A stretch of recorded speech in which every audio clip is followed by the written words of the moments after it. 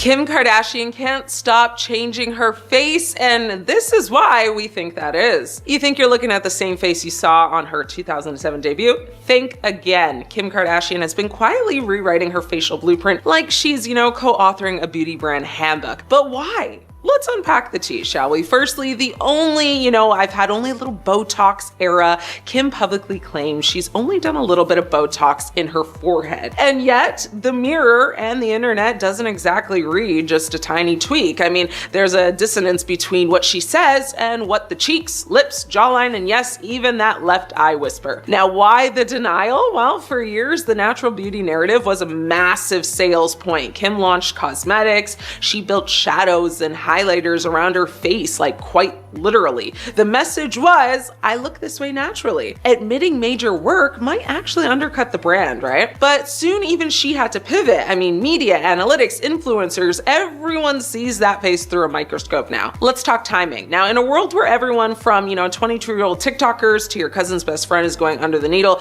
Kim's level of change isn't just maintenance, it's evolution. Face wrap launches, new jawline contours, cheek shifts, it's like a brand relaunch. Her company, her image, the public, it's all interlinked. Now, here's what's really going on, at least in my opinion. One, marketing positioning. Kim isn't just Kardashian famous anymore. She's an empire. Her face is literally part of her business asset. I mean, evolve the face and you evolve the brand, right? Two, cultural standard setting. Now, she helped define Instagram face, the plump lips, the contour cheeks, the snatched jawline. When you set the standard, you have to stay ahead of it. Three, age and competition. I mean, at 40 plus in an influencer game where youth is currency, she needs to refresh the look while balancing her identity. So yes, there's revision, lots of it. And yes, some fans are calling it out. Lots of, people saying, what the hell happened to your face type comments. Now, the cheek implants used to sit higher, the lips used to read fuller. The public doesn't just expect an update, they demand it now. You show one static look for a decade and you're done. Kim knows this. Here's the dark underbelly though. By continually transforming, the message to the rest of us becomes, stand still and you'll fall behind. When the face keeps changing, so do the benchmarks. That's not just vanity. I mean, it's social pressure. The rise of injections, threads, sculpting, these are all the new normal. Kim isn't just playing the game, she's kind of rewriting the rules here. Now, you might ask, does it matter?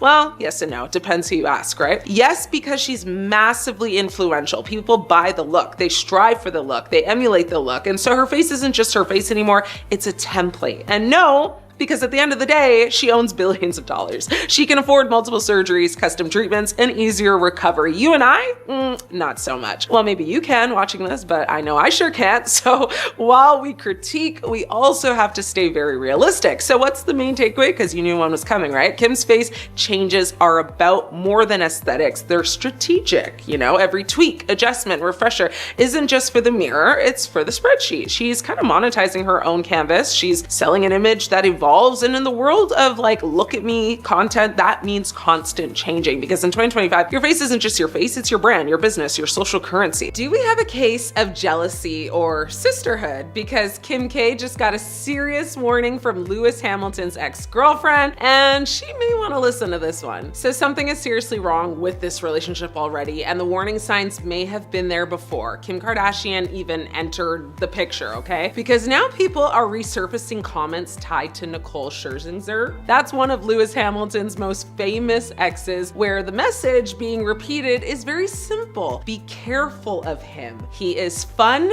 exciting, charming, but not exactly the type to settle down. That's a pretty loud message. And if that sounds brutal, it is, because it hits directly at the biggest question surrounding, Kim and Lewis right now. Is this real love, or is this just a temporary headline romance? Lewis Hamilton and Nicole had one of those, on again, off again relationships that lasted for years. They had chemistry, glamour, fame, and every opportunity to make it work. But, despite all of that history, it actually never became the forever story many people actually expected or wanted it to. Now, you might be asking why? Well, because settling down always seemed to be the big issue here. So yeah, kind of a red flag. So when Nicole's alleged warning gets brought back into this conversation, fans immediately look at Kim K and wonder if she is walking into the same movie, but with a totally different cast. Because Kim is now in a totally different era of life. She's got children, multiple businesses, serious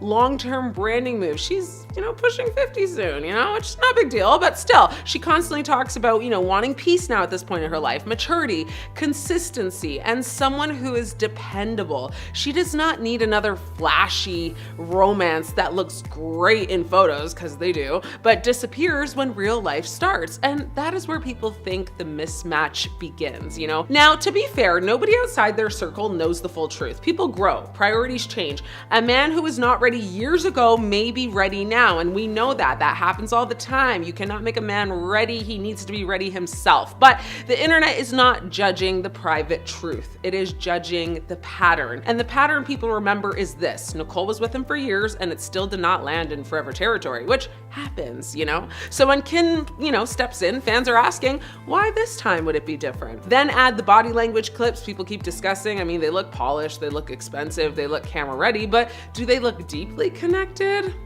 That is where this debate starts. Some say yes. Many say it feels more curated than natural, which fair. They are celebrities at the end of the day. Everything's curated. And if Nicole's warning really was he is fun, but not the type to settle down, then this relationship suddenly makes a lot more sense. So is something seriously wrong with Kim Kardashian and Lewis Hamilton's relationship? Maybe the issue is not drama. Maybe the issue is expectations, because if Kim wants permanence and Lewis still wants freedom, then no amount of chemistry, wealth, or designer outfits can fix that. And that is exactly why people keep bringing Nicole back into this conversation. Kim Kardashian fell flat on her face, and let's just say it was a little embarrassing to say the least. So Kim K really said beauty is pain, and then immediately proved it in real time. So here's what happened. She's stepping out for the Vanity Fair Oscars after party, dripping in a gold Gucci gown, ice blue contacts, full, bombshell glam, looking like she just walked off a red carpet straight into billionaire heaven. Cameras were flashing, people staring, the whole moment, curated down to the last eyelash. And then it all suddenly goes left, because Kim decides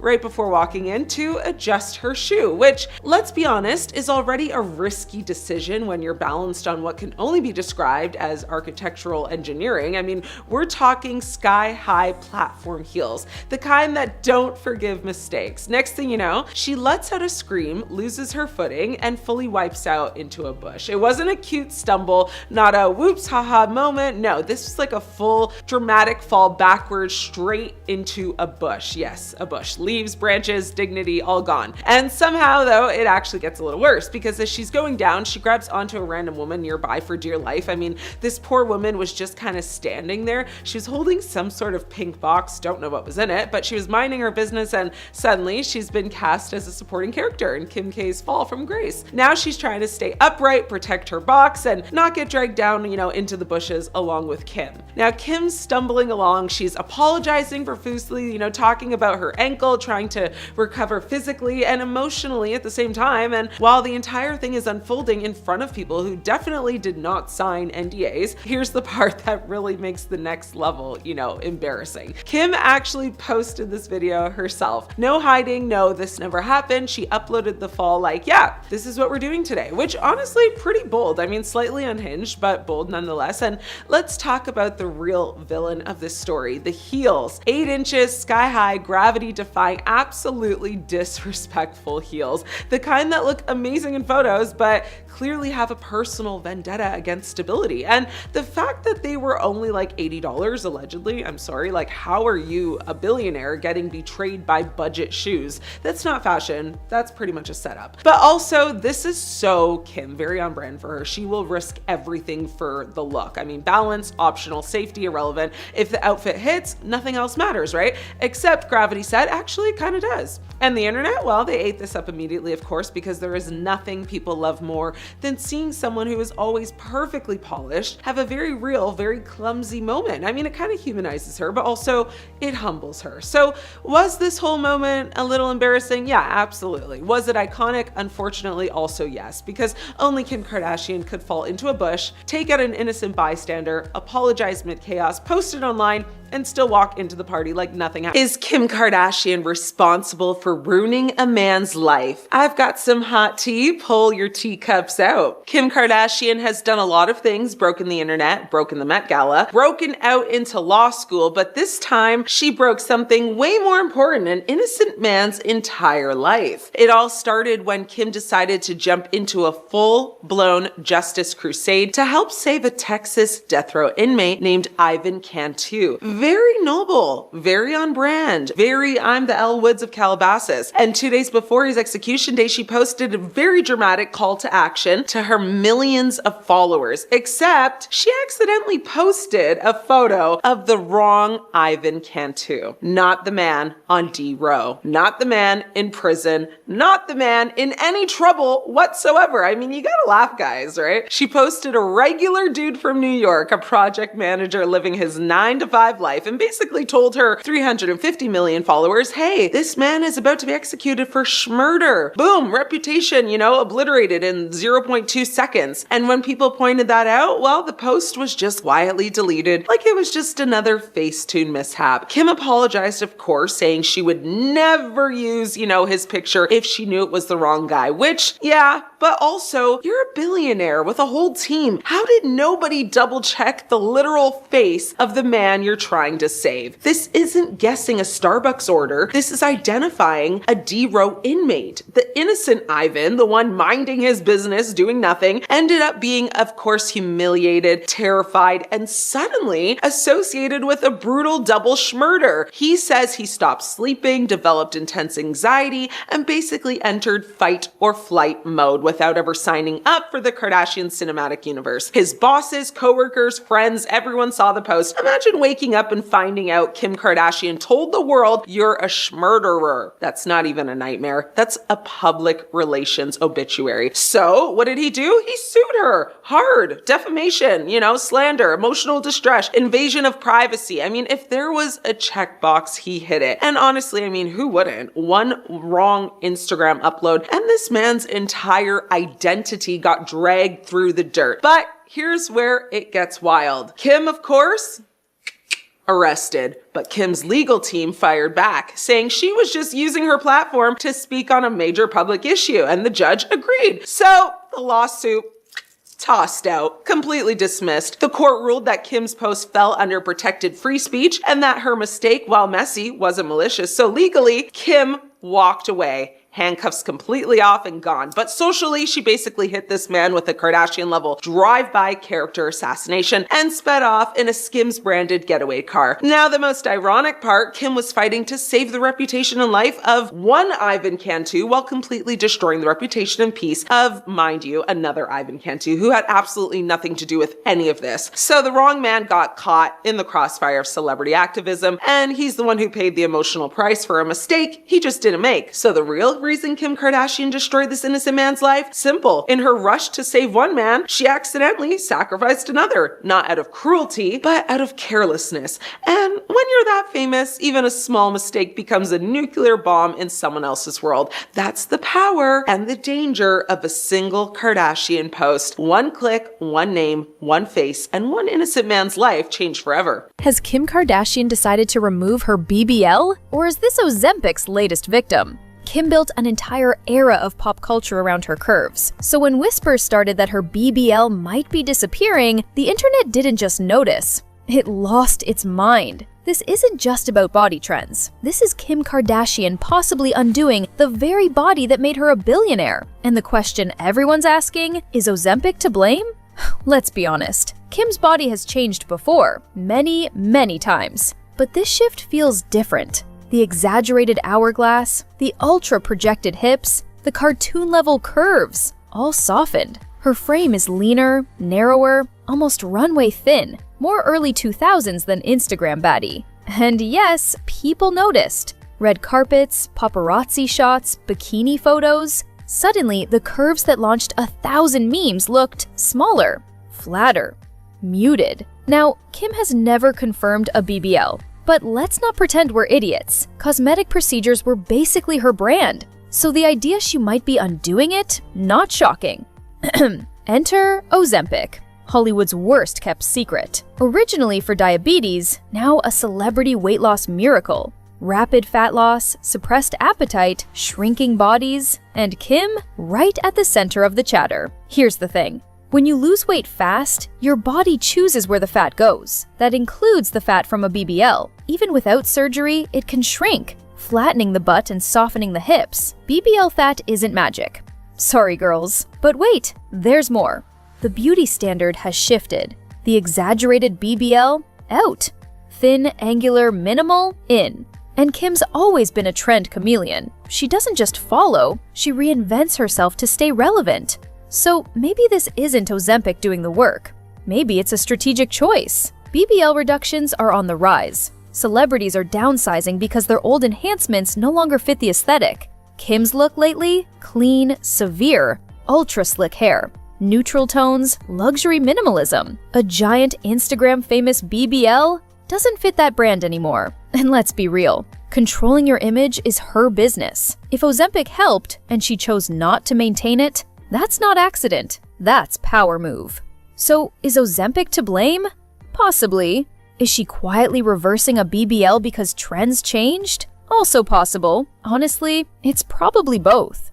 What makes this so delicious? The same extreme curves that made her a star are now disappearing. And Kim is walking away like it never existed. Hollywood is ruthless, darling. And the body that built your empire doesn't get a permanent pass. Kim Kardashian removing her BBL, medically, metabolically, or strategically, isn't just gossip. It's a sign of how fast beauty trends shift and how brutal Hollywood is when the body you built your brand on suddenly goes out of style. Starting off, we have to talk about her infamous tape with her then boyfriend Ray J. Now, the tape was leaked in 2007 and it thrusted Kim into the spotlight, but for all the wrong reasons. Now, Kim sued Vivid Entertainment for ownership of the tape. And in late April 2007, Kim dropped the suit and settled for $5 million. Now, many people judged her for this, and in 2022 there were actually rumors that there was a second part of the tape that was going to get leaked. Now, it was said this leak was done by Ray J, but years later he's spoken out and claimed that the famous family story was a lie. He said, "I sat in the shadows for over 14 years, allowing the Kardashians to use my name, to abuse my name, make billions of dollars over a decade and a half, talking about a topic I've never really spoken about. I've never leaked anything. I've never leaked a tape in my life." Now, he claims that Kim and Kris negotiated the release of the tape in the early 2000s. Kris apparently watched 3 different Ray J and Kim tapes and chose to leak the one that gave her daughter a better look, which is honestly just so gross. Now, since then, Kris has denied being a part of the leak, but it really wouldn't surprise me if she actually was. Then there was the time in 2024 where she offended a lot of people with what she wore to a wedding. In July, Kim and her sister Khloe attended the lavish wedding of billionaire heir Anant Ambani and his fiancée in India. The sisters looked stunning at the traditional wedding, but for one of the events, Kim wore red, which is considered by some to break the Hindu wedding etiquette. Now, the color red is generally reserved for the bride, and it's often frowned upon for guests to wear red. It's practically like if you wore white to someone else's wedding in the Western world. It's a big no-no. Now, after sharing photos of her outfit on Instagram, Kim faced backlash from her followers who thought it was an inappropriate outfit choice and called out her lack of respect. Now, Kim chose not to respond to the comments, but fans were disappointed that she didn't research the culture beforehand to know what was acceptable. Controversy also arose when it was announced that Kim would appear on Variety's Actors on Actors. Now, Kim starred in one season of American Horror Story, which some fans didn't even like to begin with. Now, there was outrage, but Kim still did the interview, and she was partnered with Chloe Sevigny, who, like Kim, had also worked with Ryan Murphy. Although Chloe allegedly wasn't initially supposed to be Kim's interview partner, the interview itself went well. But viewers online online were offended that Kim was being called an actor though. Kim Kardashian's work on one season of American Horror Story does not put her on par with anyone on this list. She's nowhere near their level of talent and many accomplishments, one person said. Kim Kardashian, can we be serious please? While another chimed in, Kim Kardashian is not an actor. Now, a few fans even accused the star of paying her way onto the series. Real actors exist, why did Kim K pay to be there? Then there's everything with Taylor Swift. Now, she and Kim have a bad relationship because of Kanye West. Now, we all know that Taylor Swift and Kanye West have a history, and when Kanye released his song Famous, in which he calls out Taylor Swift by name, I feel like me and Taylor might still have sex, why I made that be famous. Taylor Swift's reps shared a statement saying that Taylor was never made aware of the actual lyric "I made that be famous" in the song. Now later, Kim graced the cover of GQ and paired it with an in-depth interview where she discussed how Taylor had approved the lyric per a recorded phone conversation between the two singers. Kim then posted a video of Taylor and Kanye on the phone discussing the songs, which proved that Taylor was lying. Now the whole internet turned against Taylor, with Kim leading the hate train. But in 2020, the full phone call between Kanye and Taylor was leaked, proving Taylor was telling the truth and that Kim lied and edited the phone call conversation to make it look like Taylor was in the wrong. At the 2022 Met Gala, Kim Kardashian arrived in the iconic "Happy Birthday, Mr. President" Marilyn Monroe dress. She was granted special access to wear this as it is kept in a museum, but most of the general public didn't like this and thought that the dress should have been left alone. Besides that, Kim revealed that she had to lose 16 pounds in 3 weeks in order to fit into the gown. You see, the dress couldn't be altered to fit her, so she had to alter herself to fit into the dress. There was drama about how she lost her weight and whether it was healthy or not, but that got covered up though with another scandal, as it was claimed that Kim actually damaged and ripped the real Marilyn Monroe dress.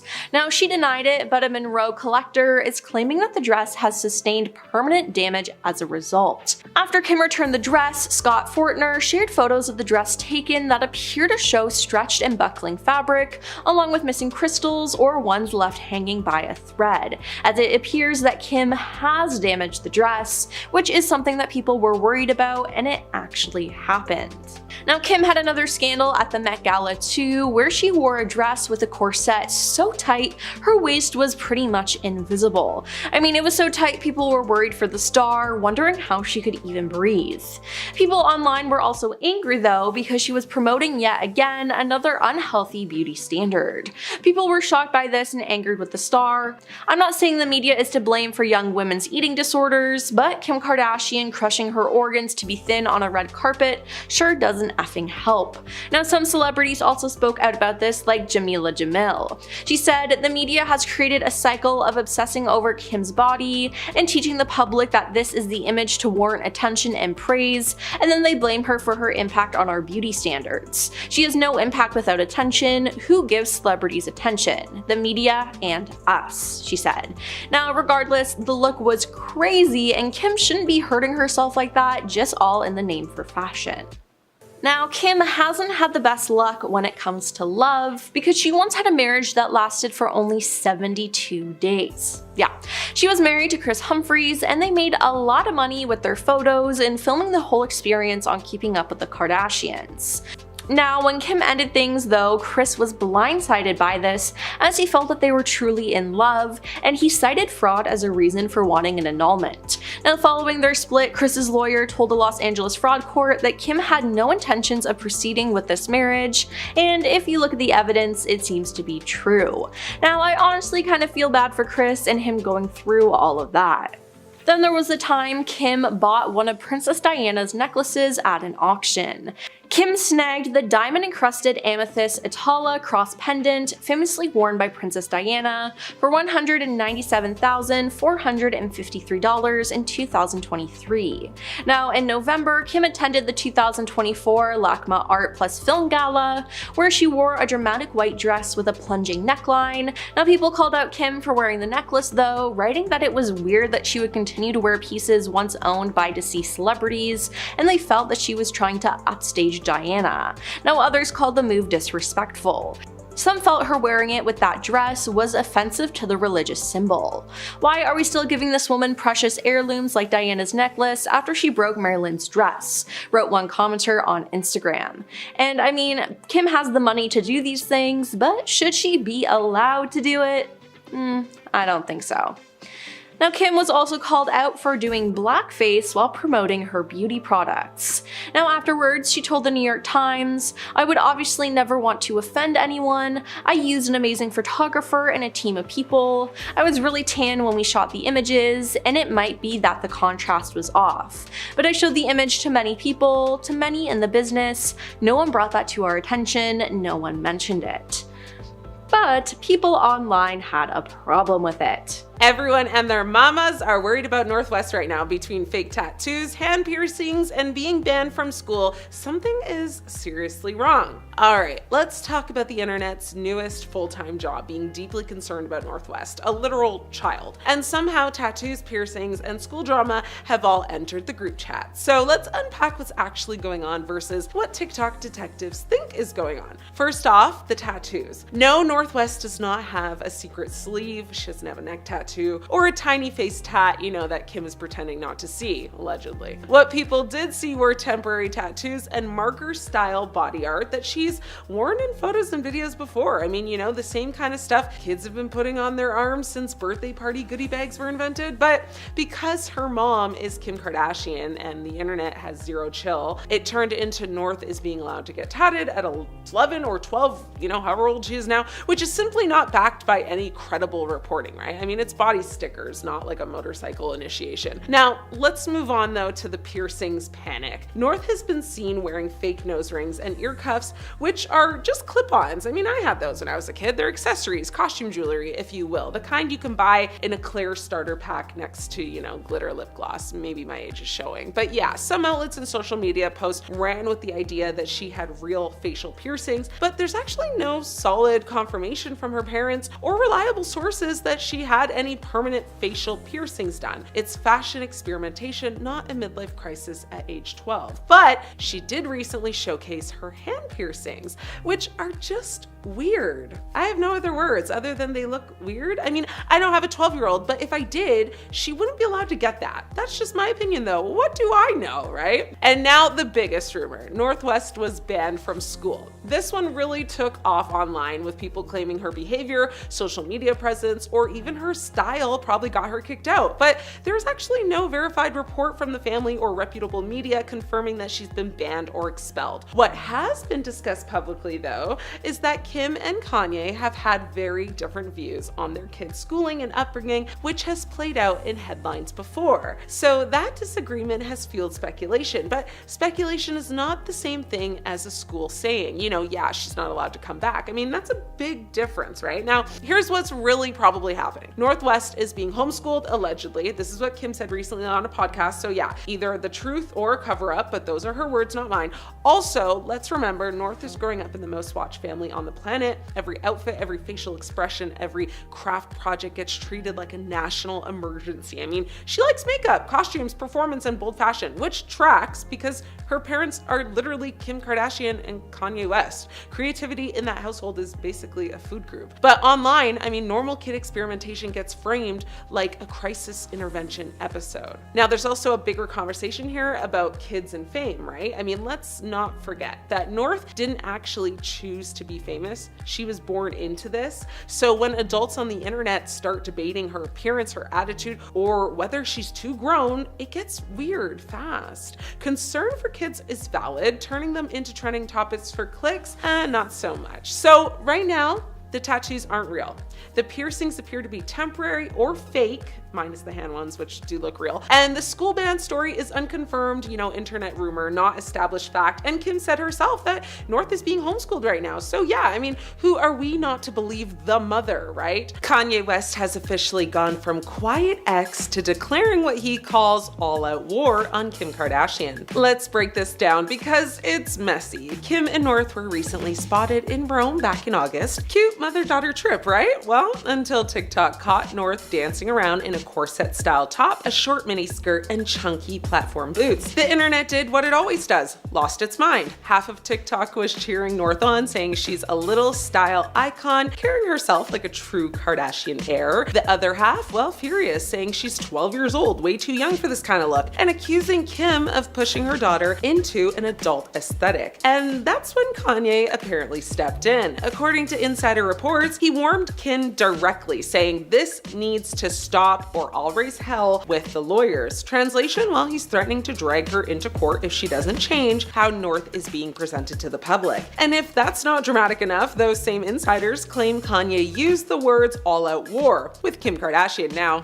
of course, over their daughter's outfits. Now, Kanye threatening legal warfare isn't exactly new behavior. I mean, earlier this year, he already hinted at going nuclear over another North-related controversy. He was furious about her being referenced in one of his songs alongside Sean Diddy Combs and reportedly threatened to take legal action then too. So this whole, I'll see you in court approach seems to be his favorite weapon of choice whenever he feels his boundaries with North are being crossed. But here's the catch. None of this has been officially confirmed by either Kim or Kanye. These claims are all coming from unnamed sources close to the family, so we don't know if Kanye is really drafting legal letters or if he's just kind of ranting to his inner circle and letting the rumor mill do the work. That being said, this is hardly uncharted territory for them. I mean, Kim has already taken legal steps in the past to block Kanye from using North's name in any commercial capacity. She's made it very clear she's not okay with North being used as material for his business ventures, so the idea that the two of them would battle over image rights and parental control, well, that's not far-fetched at all. And let's be real, this is bigger than just a skirt and boots. This is about who controls the narrative around their daughter, who gets to decide what she wears, what she posts, how she's portrayed to the public. Kanye is known for being provocative and old school. I mean, the guy,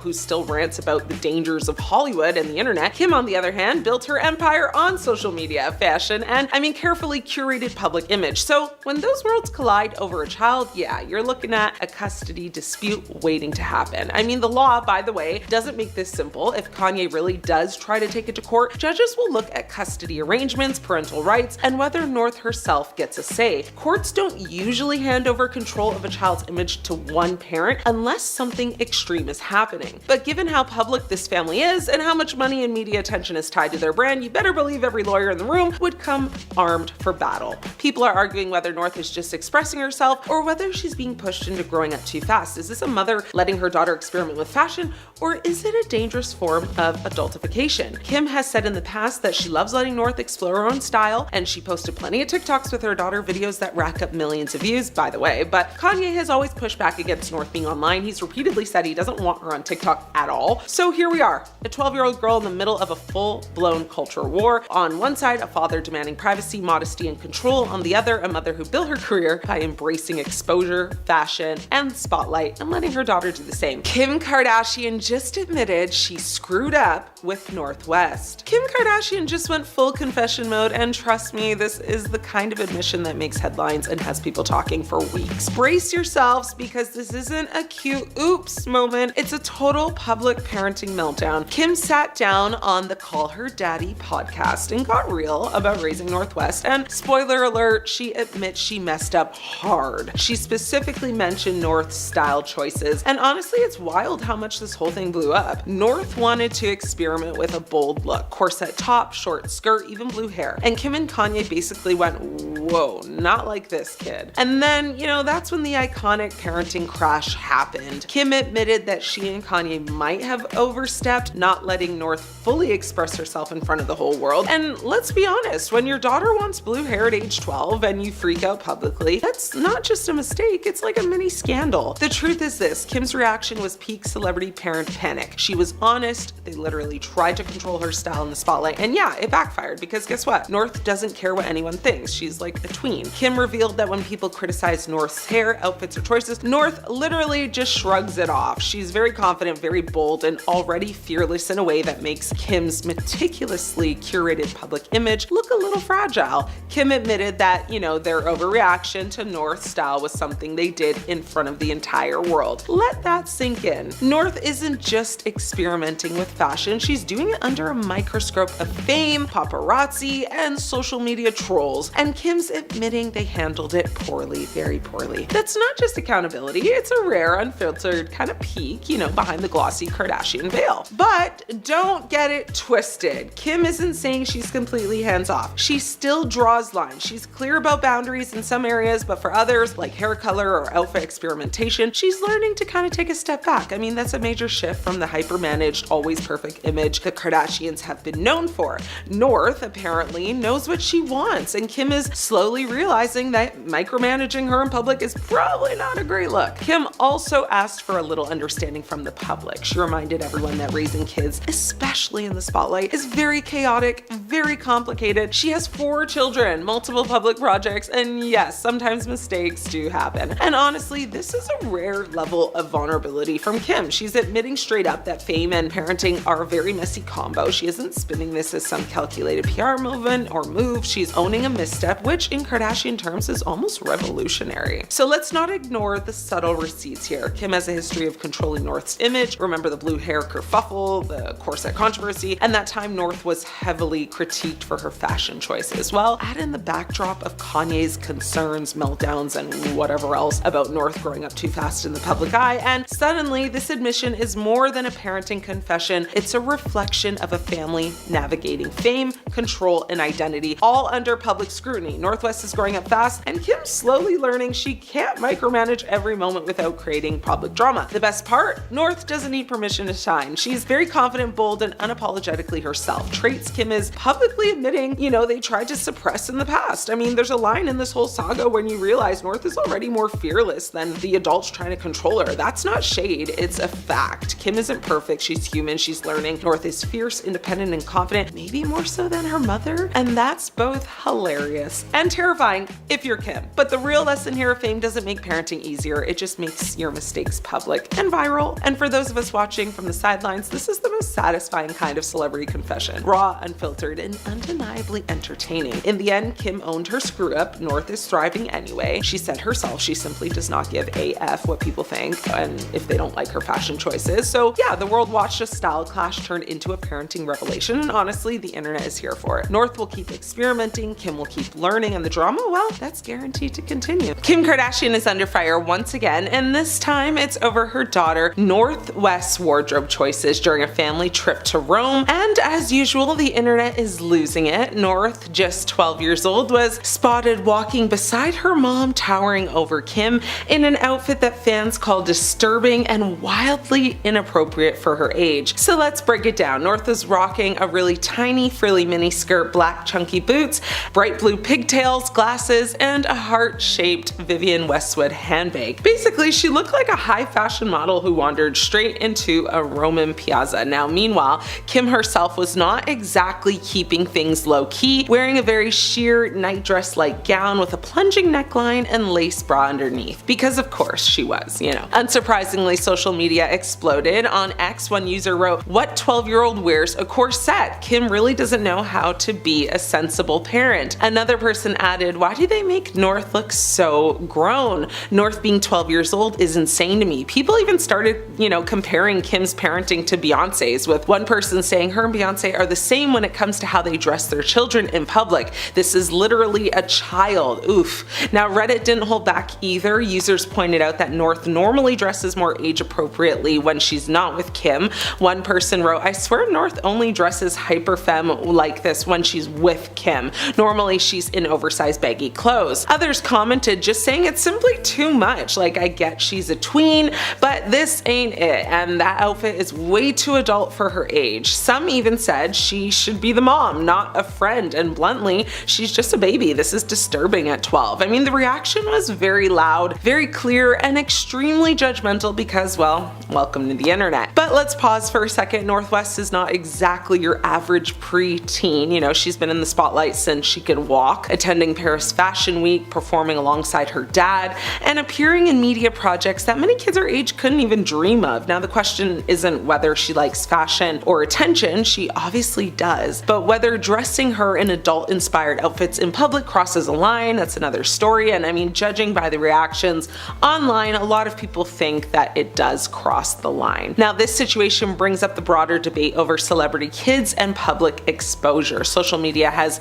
blurred the line between childhood and branding, and North is right in the middle of it. Fans argue that kids should be allowed to be kids, while others defend creative expression and point out that North clearly enjoys fashion and being part of the family spotlight. I mean, it's a fine line, and one that every celebrity parent seems to walk, some gracefully, others not so much. Now, what makes this particularly interesting is the dynamic between Kim and North. North is old enough to have opinions, to have a sense of style, and to participate in her own public image, but she is still a child. Wearing a corset, carrying a designer handbag, and rocking bright blue pigtails might look cute or edgy on social media, but it also sparks serious questions about childhood, parental boundaries, and the pressures of fame. North West is out of control. Has Kanye West been right this entire time? Lock in with me. Kim Kardashian's daughter North West is officially entering her menace era, and honestly, the internet is exhausted trying to keep up. I mean, one minute she's a cute kid sitting front row at fashion shows, the next she's rocking finger piercings, blacked out teeth, blue hair,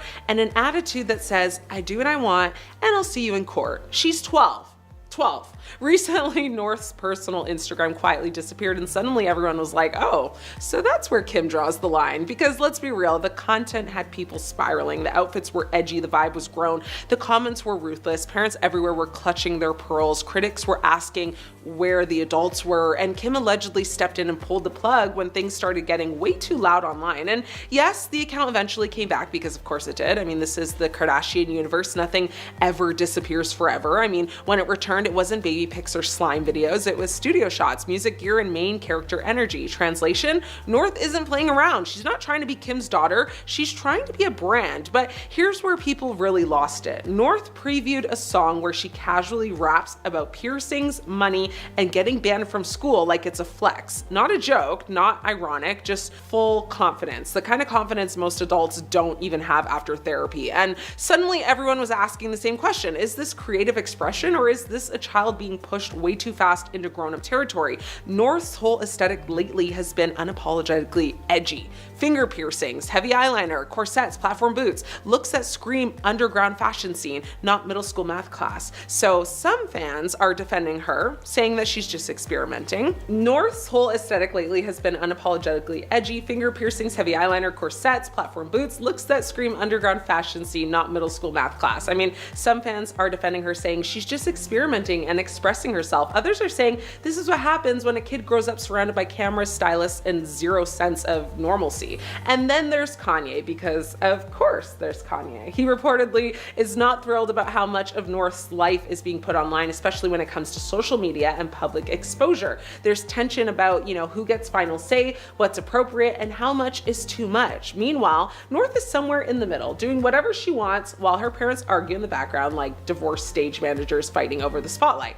Now, the internet has been especially brutal towards Kim, accusing her of letting things spiral. People are saying she's more focused on being the cool mom than setting boundaries. I mean, others argue Kim is just trying to let North be herself in a world that already watches her every move. Either way, the optics aren't great, when your kids' fashion choices spark, think pieces and comment wars. What makes this whole thing so wild, though, is that North genuinely seems unfazed. I mean, she's very confident, outspoken, and clearly comfortable being watched, which honestly might be the scariest part. I mean, fame doesn't scare her. Criticism doesn't slow her down. And at 12 years old, she already knows how to command attention better than like half of Hollywood. At this point, North West isn't just a celebrity kid, she's a walking controversy generator. Every appearance turns into a debate about parenting, boundaries, and whether childhood even exists anymore when you're born into fame. So, is she a fearless fashion icon ahead of her time, or is this what happens when nobody ever says no because the kid is already famous? One thing's for sure, this isn't just a phase the internet will forget. North West is growing up in real time under a microscope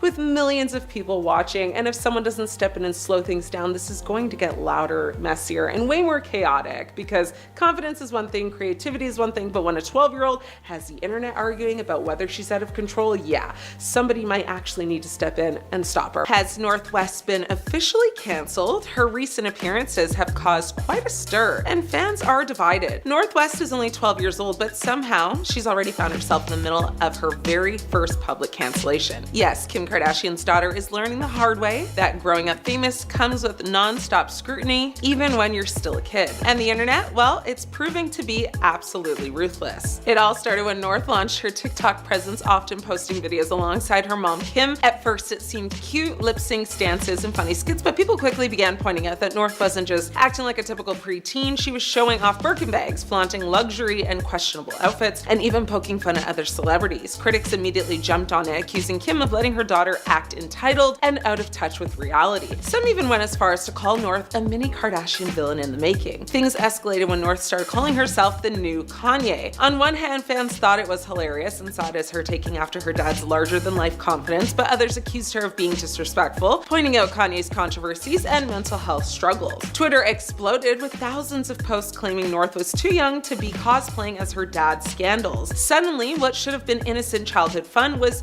painted as a full-blown cancellation. And then came the Met Gala controversy. North didn't even walk the red carpet, she's too young, but she did sit front row alongside Kim in outfits critics called attention-seeking. When clips surfaced of North seemingly mocking paparazzi and making faces at photographers, the backlash got even worse. People accused her of being spoiled and disrespectful, while others defended her, saying she was just a kid who clearly doesn't enjoy being shoved in front of the cameras 24/7. Still, the damage was done. A cancellation hashtag with her name trended for hours. Now here's where it gets really messy. North isn't just some random kid, she's the future of the Kardashian empire. Kim and Kanye have both said publicly that North has the star power to take over the family brand one day. But after this so-called cancellation, people are now questioning whether putting her in the spotlight so young is a huge mistake. Is North being groomed for fame at a cost of, a normal childhood? Or is she just being unfairly kind of attacked because of her last name? Now, what's undeniable here is that North West is growing up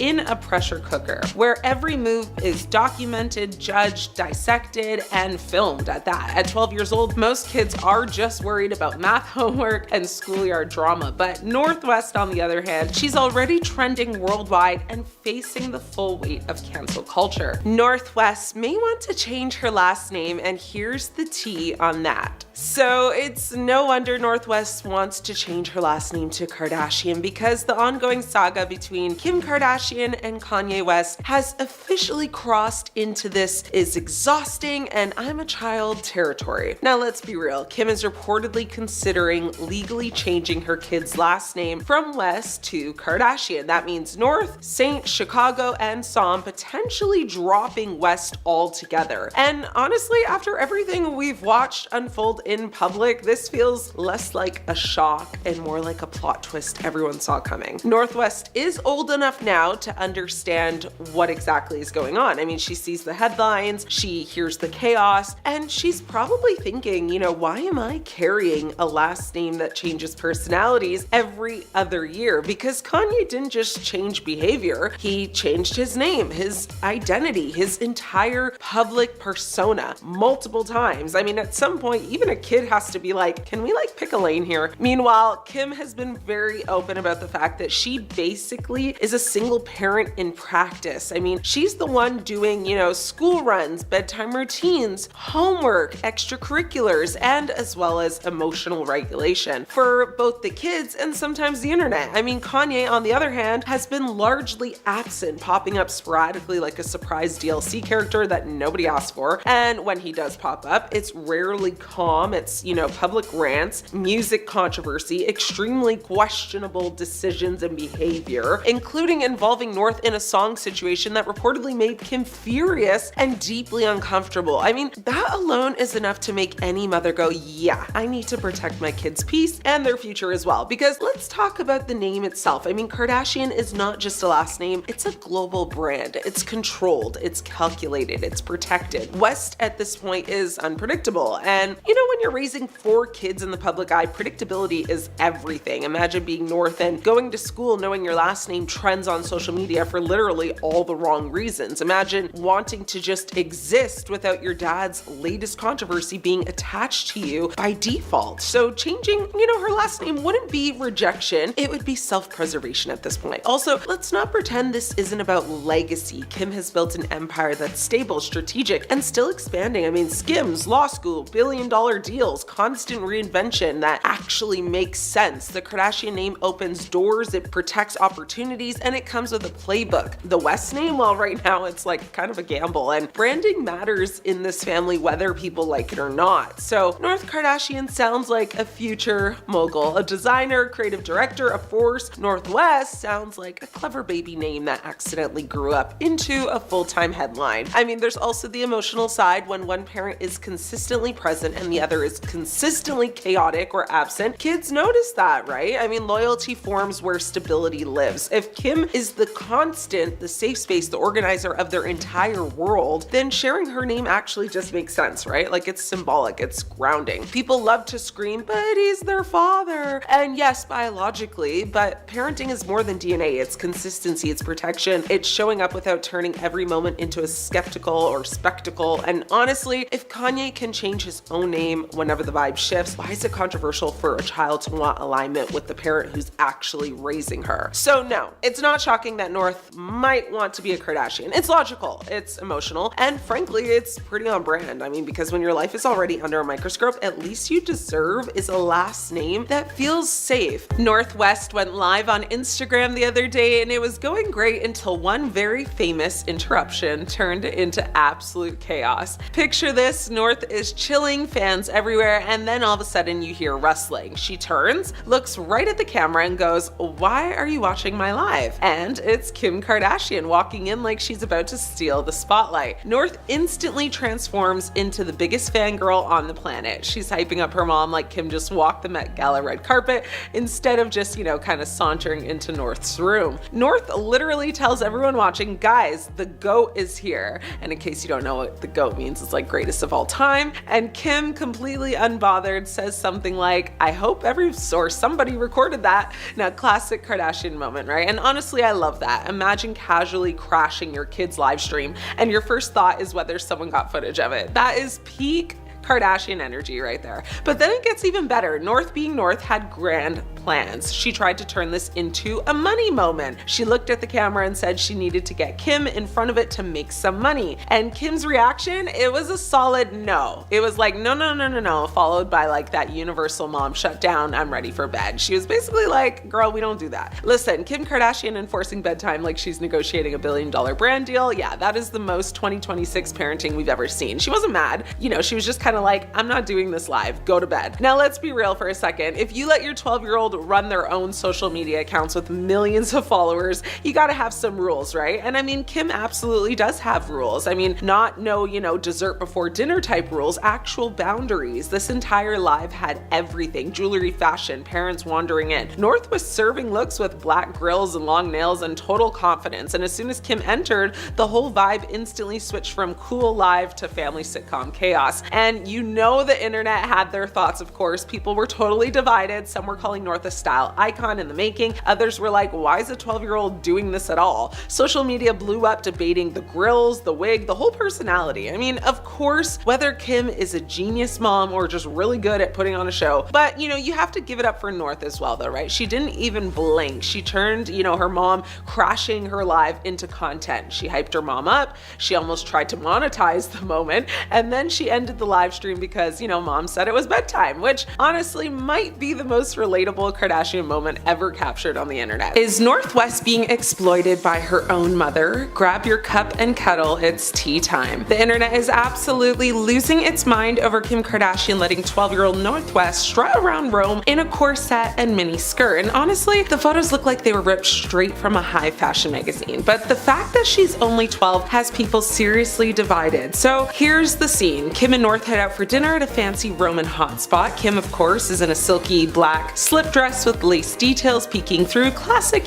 sultry Kardashian. But North, she shows up in full goth glam black corset top, pleated lace miniskirt, knee-high platform boots, silver jewelry, a heart-shaped Vivienne Westwood purse, and waist-length blue ombre pigtails. She looked more like the star of a runway show than a middle schooler out for pasta. Naturally, social media had a meltdown. People called the look so inappropriate and disturbing, pointing out that a corset just doesn't belong on a child. Now, others complain that Kim is pushing her daughter into the spotlight way too young, dressing her like a grown woman when she should still be in her Disney Channel era. But not everyone saw it that way. Some people defended the outfit, saying, relax, it's 2025, kids can experiment with fashion. Others even applauded North, pointing out that she's not just following trends, she's kind of setting them. And honestly, that's the truth. I mean, this kid has been building a fashion identity since before most people learned to tie their shoes. She's walked into Fashion Week, performed on stages, gone viral on TikTok, and already has plans for her own music. She's not exactly living the average 7th grader's life. Still, the criticism is very loud and it raises bigger questions. Where's the line between letting your kid express themselves and dressing them in ways that blur childhood and adulthood? I mean, a corset has historically been seen as lingerie adjacent.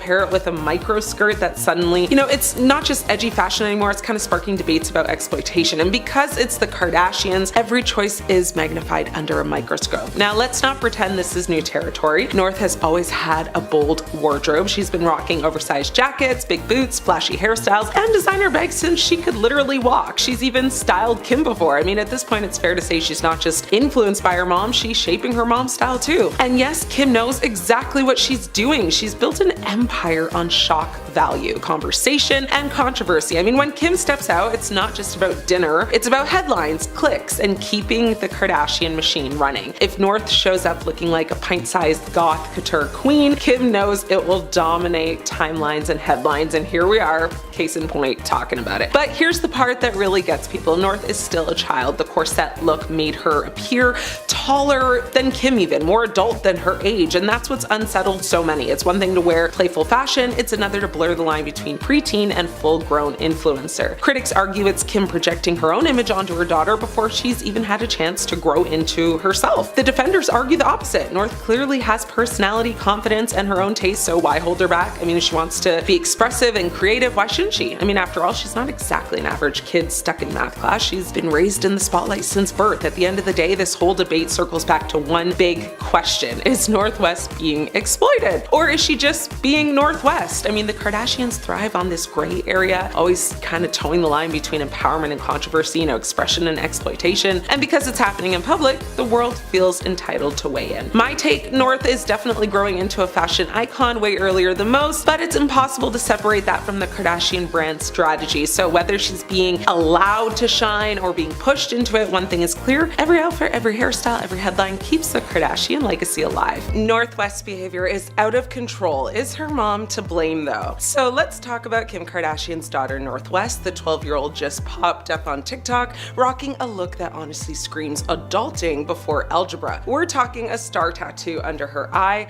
her name inked across her cheek, a faux septum ring, blue braids, and black grills on her teeth. Before anyone faints into their oat milk lattes, yes, the tattoos are fake, but that didn't stop the internet from losing its collective mind. Within minutes, people were online panicking like North had just joined a biker gang. The headline vibe? Well, help, North West has gone rogue. And right on cue, Kim swooped in with her classic PR, serenity, brushing it off like it's just another Tuesday in Calabasas. So her take, well, it's such a non-issue. That's right, the woman who made contouring a cultural movement thinks fake tattoos on her 12-year-old are not a big deal. Translation for that is really just relax, it's just self-expression and probably a little product placement. But here's the thing, this isn't just, a kid having fun with a marker and an attitude. This is a glimpse into the Kardashian world where playing dress up means turning your preteen into a fully styled mini influencer. North isn't putting on mom's heels and, prancing around the living room. She's posting videos from private jets with full-on aesthetics and luxury filters. I mean, that's not playing, that's producing. Now, Kim loves to talk about how she lets her kids express themselves, and sure, that's great in theory, but self-expression hits different when your playground is the internet and your mom is one of the most famous women on the planet. Because when North experiments, she's not doing it in private. I mean, she's doing it for millions of people, and every comment, every headline, every screenshot becomes part of her identity before she's even hit high school. So is North's behavior really out of control? I mean, maybe not in the traditional, teenage meltdown sense, but in the context of a normal childhood, oh, absolutely. Because there's nothing normal about being 12 and going viral for fake tattoos and grills while sitting on a private jet. That's the celebrity kid version of going off the rails, not because she's bad, but because the environment is chaos chaos disguised as freedom. And who's steering that chaos? Well, let's be real, it's Kim. North didn't just build this hyper-curated world. I mean, she was born into it. So, North isn't out of control. She's kind of perfectly on brand, which honestly is a little scarier. Kim keeps saying, I'm just letting her be herself, but when yourself is shaped by fame, filters, and $1 billion spotlight, how much of that is really your choice? North doesn't even get a chance to be bored, awkward, or invisible, the luxury, every kid deserves, because her life is content. So yeah, Kim, your daughter's behavior is out of control a little bit, but it's only because the world you built doesn't have any breaks. You gave a 12-year-old a social media empire, a glam squad, and a global audience that acted surprised, or then you acted surprised when she started performing. That's not a non-issue, that's a parenting strategy with a Kardashian logo stamped on it. Kim Kardashian is feuding with one of her sisters again. She's been called out by Khloe with her shady Instagram posts, as the pair have been fighting on the new episode of The Kardashians. Now, in the most recent episode of The Kardashians, the sisters clashed over Khloe's parenting, with Kim suggesting that Khloe's 2 kids rule her life. Now, this came about after Khloe turned down a trip to Paris for Fashion Week because she wanted to be home with her kids. Now, last week's episode also documented their family vacation to Aspen, which took place in January. On the trip, Kim called out Khloe for FaceTiming her daughter during their group dinner. Now, Kim again was annoyed with this. Kim said in a confessional, "Here we go again. She just is so stuck on what's going on at home that she can't have a good time," before later describing Khloe constantly FaceTiming her kids as annoying. Several viewers of the reality show have since called Kim out for shaming Khloe, and fans have actually done the math and figured out that Khloe was seemingly shading Kim on Instagram around the very same time that they were quietly clashing. Now, back in January and February, around the same time as the Aspen trip, Khloe shared multiple quotes that are seemingly aimed at Kim. 20 years from now, the only people who'll remember if you worked late are your kids, one quote read. Raise your children to be impressed by kindness, loyalty, and humility, not just wealth, possessions, and power, read another. Then in 2007, Kim and her then boyfriend, Ray J, tape was leaked online, and it's how Kim rose to fame. Now, Kim sued Vivid Entertainment for ownership of the tape.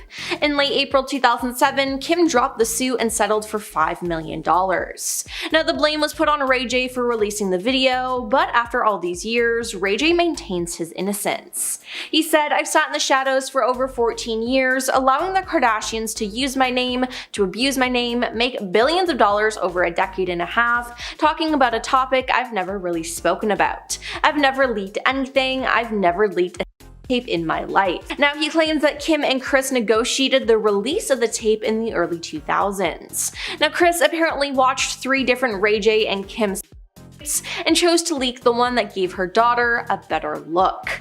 Now, if that's true, that is just gross. Now, Kris Jenner has denied playing a role in getting her daughter tape released, and even took a lie detector test on the James Corden show, but Ray J is still adamant that they did help. Now, looking back, Ray J said he is embarrassed of the tape. Now, Kim's whole relationship with Kris Humphries was something else. They dated for 6 months before they got married. Now, Kris wasn't really into all the fame, but Kim wanted it all. Now, their relationship made them a lot of money. The reality star was paid $1.5 million by people for their wedding photos alone. They also got $30,000 for their engagement announcement and another massive chunk of cash from both her bridal shower and her honeymoon pictures. Not to mention the bonus check they got from airing their wedding on Keeping Up. Now, afterwards though, after 72 days, Kim filed for divorce. Now, Kris felt bamboozled and cited fraud as the reason for wanting an annulment. Kim's paperwork stated irreconcilable differences, and she later discussed the marriage on her show and revealed her mother encouraged her to run on her wedding day if she needed to. Now, following their split, Kris's lawyer told the Los Angeles Fraud Court that Kim had no intention of proceeding with this marriage. It was basically a tactic for the benefit of her show and to make money. But Jonathan Jackson, who worked with the reality star between 2007 and 2009, said that the pair's union was a publicity stunt. Speaking on Good Day LA back in 2011, Jackson said 2 weeks prior to her wedding, she knew it was not something she wanted to do. Unfortunately, they were obligated to honor contracts with the E! Network, which had TV rights. Otherwise, they would have owed a lot of people a lot of money. Now, after their divorce and sketchy relationship, Kris exposed some of Kim's secrets. Back in 2013, Kris revealed that the proposal for the show was not a surprise and that Kim was aware of it, so the scene where she seemed moved and surprised in is super fake. In fact, Kris went further to say that they had to reshoot the proposal because Kim didn't like her reaction. Kim told Kris how, where, and when to propose. It was absolutely no surprise to her whatsoever, a source told Radar Online. First of all, Kris proposed in the middle of the day, and he had to do that because it would create better lighting to capture the moment. Now, Kim looked surprised but knew it was happening. She was in full hair and makeup, and she's always in on the show. But all of his ideas were shot down by production officials and Kim. Now, another person she got married to was Kanye West. They got married and had 4 children together, and they were happy until things started to go south in 2020. In July 2020, Kanye acknowledged the possibility of Kim ending their marriage, and later that month, he wrote on Twitter that he had been attempting to divorce Kim. Now, he also wrote that the Kardashian family was attempting to lock him up. In January 2021, CNN reported that the couple were discussing divorce, and a month later, Kim filed for divorce, agreeing to joint custody of their children and declining spousal support from each other. The divorce settlement was finalized in November 2022, and after they divorced, Kim dated Pete Davidson, which Kanye did not like, and he took a lot of digs at Pete and Kim.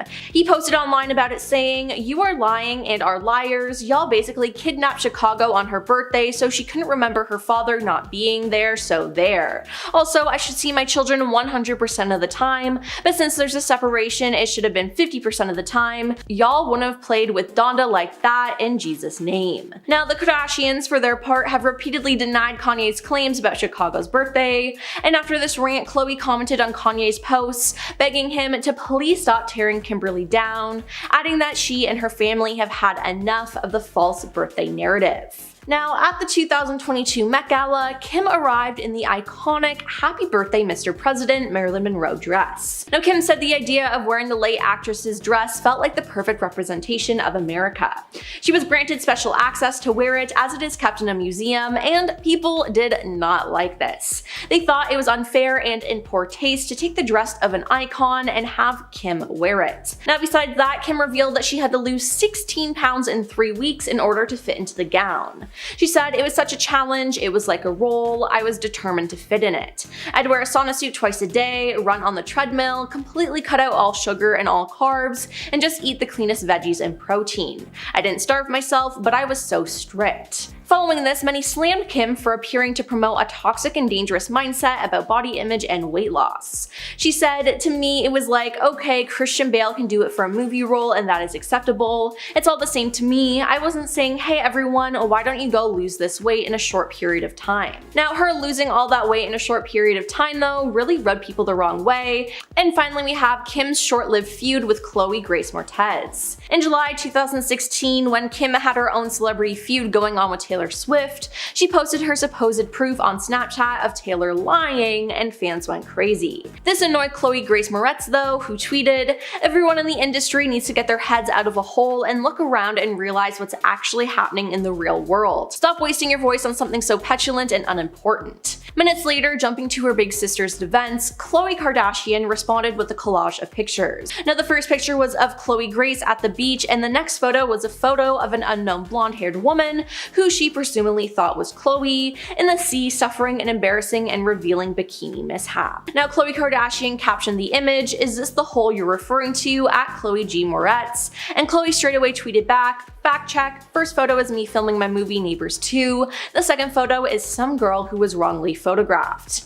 But this feud didn't end there, though. In 2016, Kim turned heads for sharing a full frontal nude selfie with only black bars to protect her modesty on Twitter. She captioned the photo with, "When you're like, I have nothing to wear, LOL." Then, out of nowhere, Khloe responded to the picture by commenting, "I truly hope you realize how important setting goals are for young women, teaching them we have so much more to offer than just our our bodies. Now, Kim didn't take this lying down and replied back, "Let's all welcome @Chloe G. Moretz to Twitter since no one knows who she is. Your nylon cover is cute, boo." Now, who could forget footage from when Kim Kardashian told women in business they needed to get their ASS up and go to work? Well, no one, but Kim sure wishes it never got leaked and allegedly begged Variety magazine to not go forward with actually showing it. Now, the second this infamous interview got leaked, Kim faced immediate backlash and scrutiny. Kim, the daughter of famed lawyer Rob Kardashian, and Hollywood socialite Kris, then Kardashian, now Jenner, obviously very much born into privilege and wealth, trying to tell everyday folk to get up and just work clearly did not sit well with anyone. Now, the footage got spread like wildfire and Kim almost shut down her socials for a whole month because of it. At some point, she tried to kind of pedal back and say her recent comments about work ethic and finding success weren't meant to be a dig at women, but that they were just the reality of working hard to achieve your goals when everyone else doubts you. Kim says the whole thing was taken out of context, telling Robin Roberts on Good Morning America, "My message was to anyone who wants to be successful in building a business or brand, having come from that very specific space. Reality show or social media fame is to work hard. It's not easy. You don't just post something on social media and overnight you become a success." A source who was there for the interview tells Kim that, she made it clear her comment was not directed at women, but it was a part of her own personal experience, saying, "After 20 years at this, I'm still put in the box of famous for being famous. I heard someone say that to me when we did that interview, and that's why my demeanor and tone shifted." Now, despite the fact that Kim was born into a very wealthy, well-connected family and skyrocketed to fame thanks to reality TV and a certain tape, cough cough, she explained that she thought the problem with people in business was that no one wanted to work. Something about Kim Kardashian saying, "Get your bleeping behind up and work." It seems like nobody want to work these days. You have to surround yourself with people that want to work and have a good work environment while everyone loves what they do. That just didn't sit right in anyone's soul. So, and while it's true that you have to work really hard to reap the benefits, it's definitely not as simple as that for people who aren't born into wealth and fame. Kim faced backlash from viewers who called her out for ignoring her upbringing's role in her success and how many people do work hard but aren't fairly financially compensated. Now, despite this footage being a couple years old now, it's still being talked about. It's still a hot topic, and it's still something that haunts Kimmy to this day. Kim's designer debacle. Now, Kimmy sparked some irritation from fans when she posted a now deleted video showcasing free goods she received from Dolce & Gabbana to her Instagram stories way back in January of 2019. Now, followers were outraged by the post, many pointing out that the controversial brand, has come under fire multiple times over the years, most notably though for a 2015 interview with Italian magazine Panorama in which the designing duo Stefano Gabbana and Domenico Dolce referred to IVF babies as chemical offsprings and synthetic children. Really bad. And to know off that, Kim actually became pregnant with her second child, saying through IVF and her others as well. So yeah, it's kind of awkward. But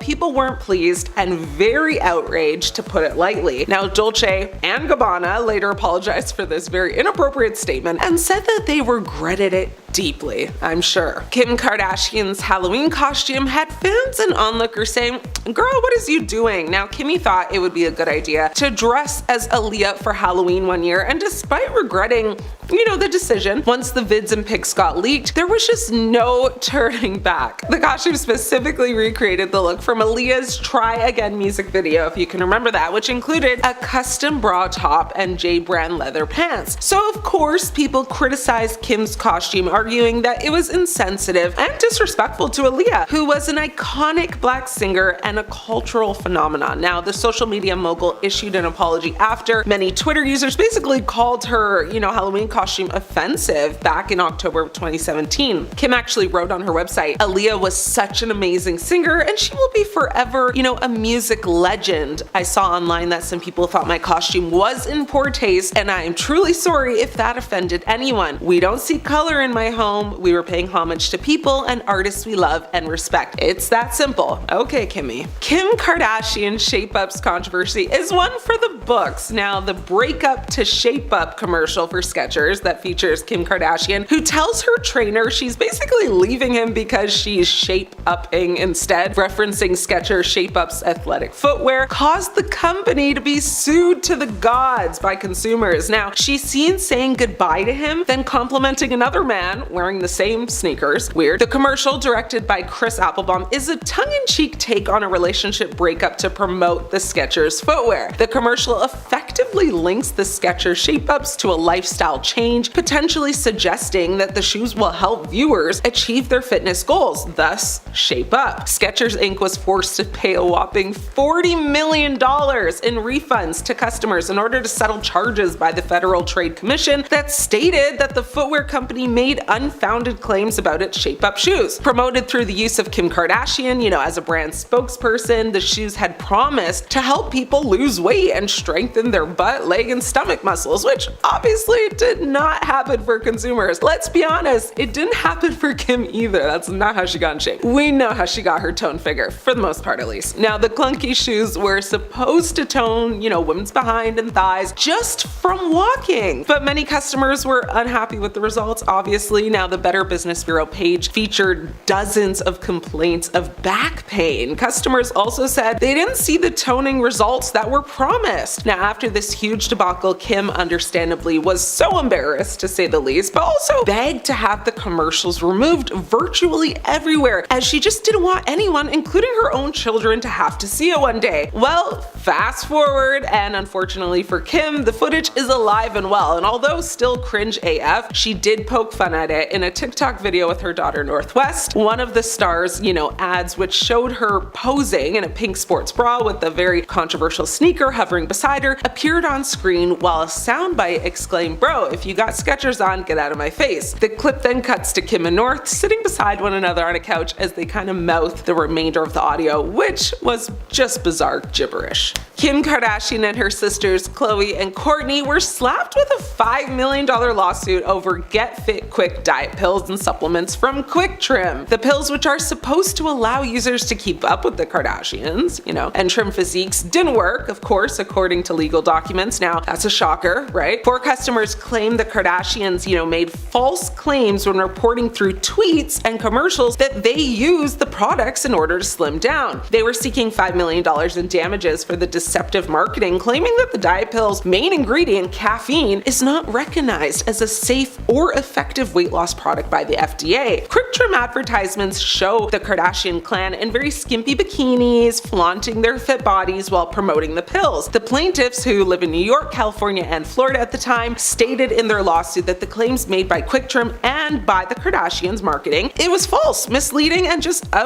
substantiated. Now, they added there was no competent and reliable scientific evidence supporting any of the claims. The lawsuit, which was filed by the law firm of Bursar and Fisher, had to be certified by a judge as a class action complaint before it could actually cover a wider field of consumers than the 4 plaintiffs. Now, Quick Trim products, which range basically from pills to powdered drink mixes, are designed to detoxify and clean the body by eliminating extra water weight and bloating, in large part because of the laxatives they include, according to the company. Now, the products are available nationwide at more than 25,000 retail chains, including Walmart, Walgreens, GNC, all those places. But many of Kim Kardashian's millions of Twitter fans tweeted at the time that, inspired by her, they were going to give it a try. Kim since hasn't promoted any weight loss pills for obvious reasons, of course. Now, she did, however, promote a Get Slim lollipop, which, had its own share of clapbacks and controversy. They never learn, do they? Kim was accused of styling her hair in a way that,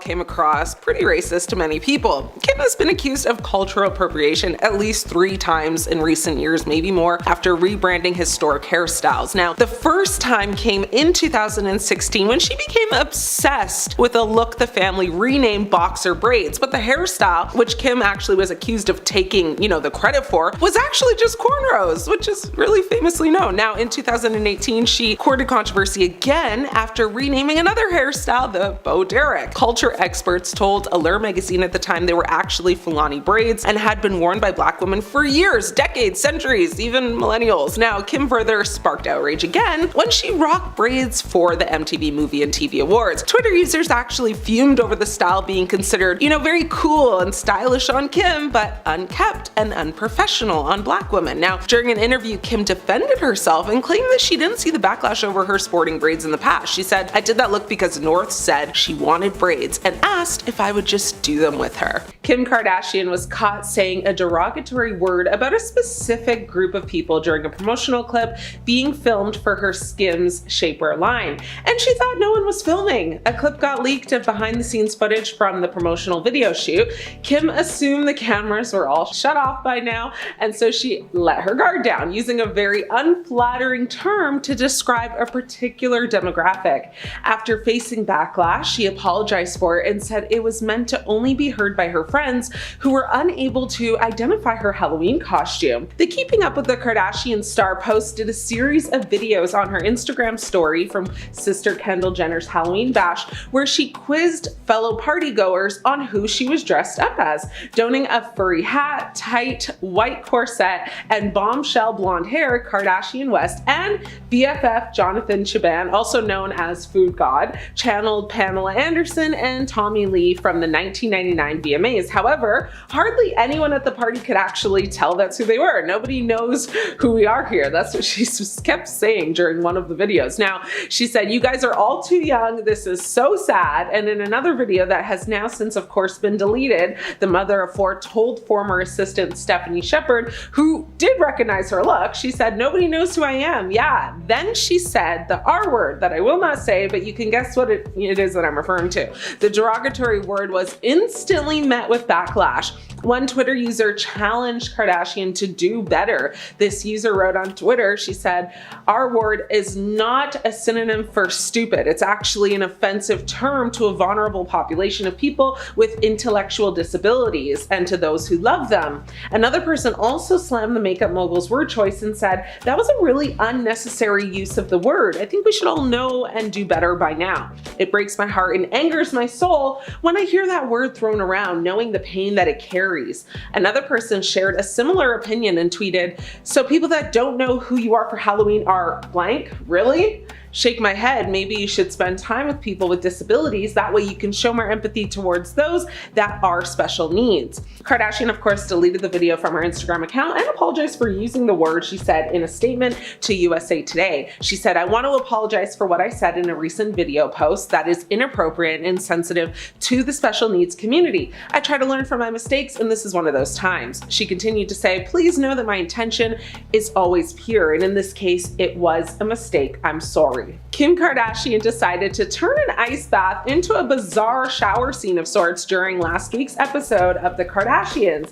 Kim, her sister Khloe, and momager Kris Jenner decided to take a luxurious RV out to Joshua Tree for a one-night camping excursion. The campsite wasn't quite what they expected though, with very few amenities, which apparently didn't include any kind of working shower. After a date out in the dusty campsite, Kim, who recently revealed her connection to Bill Gates' daughter, declared she had never felt dirtier, adding that she needs to shower. Since the RV apparently didn't have a shower either, Kim decided to take matters into her own hands with a bikini-clad ice bath that Khloe felt was inappropriate. She even compared it to a scene in an R-rated movie as cameras caught Kim lathering herself up. Khloe and Kris watched as Kim tried to walk up the wooden steps into the ice bath, but started freaking out and running away as Kim ultimately realized the small light stuck into the ground touched her leg. Khloe and Kris sat down and watched as Kim took off her white robe, revealing a beige bikini top and matching Skims shapewear. She got into the ice bath with a loofah and soap, and as Kim lathered herself up and proclaimed, "Oh, I feel so much better already," Khloe added in confession, "Kim taking her bath with her loofah, like you just brought a loofah with you camping? Where did this come from? It feels very inappropriate." Khloe even mocked her sister lathering herself up while adding, "Me watching her do this feels very inappropriate."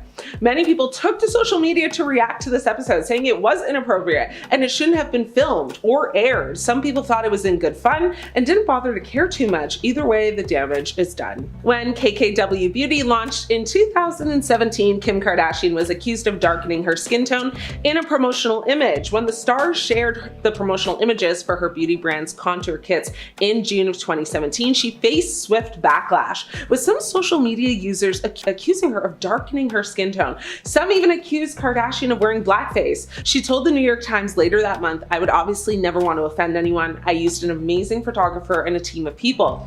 I was really tan when we shot the images, and it might be that the contrast was off. Of course, I have the utmost respect for why people might feel the way they did, but we made the necessary changes to that photo and the rest of the photos. We saw the problem and we adapted and changed right away. Definitely, I've learned from it." Now, she later spoke about the photos on an episode of Keeping Up with the Kardashians. She said in the episode, "Oh my gosh, I'm seeing these photos from the campaign, the ones that we took, and people online are saying that I'm doing blackface, but I would never in a million years be disrespectful and do that." People didn't buy her apology, of course, and fans have been accusing her of intentionally doing this ever since. In June 2019, Kardashian was accused of cultural appropriation when she initially named her shapewear line Kimono. As Kardashian was prepping to launch her new shapewear line in 2019, she announced the name of the new brand, which of course again was Kimono, which was just a play on the star's name.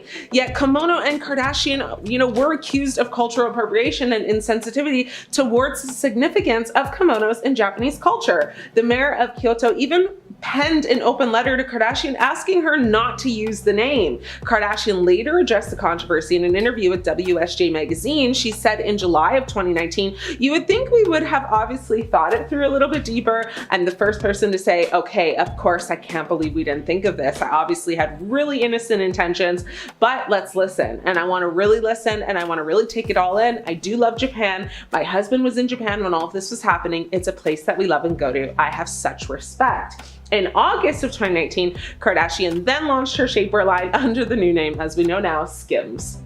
Kim Kardashian was accused of not knowing her own privilege when she told Variety that it seems like nobody wants to work these days. Who can forget this one, right? We all know she wishes this video footage would just disappear.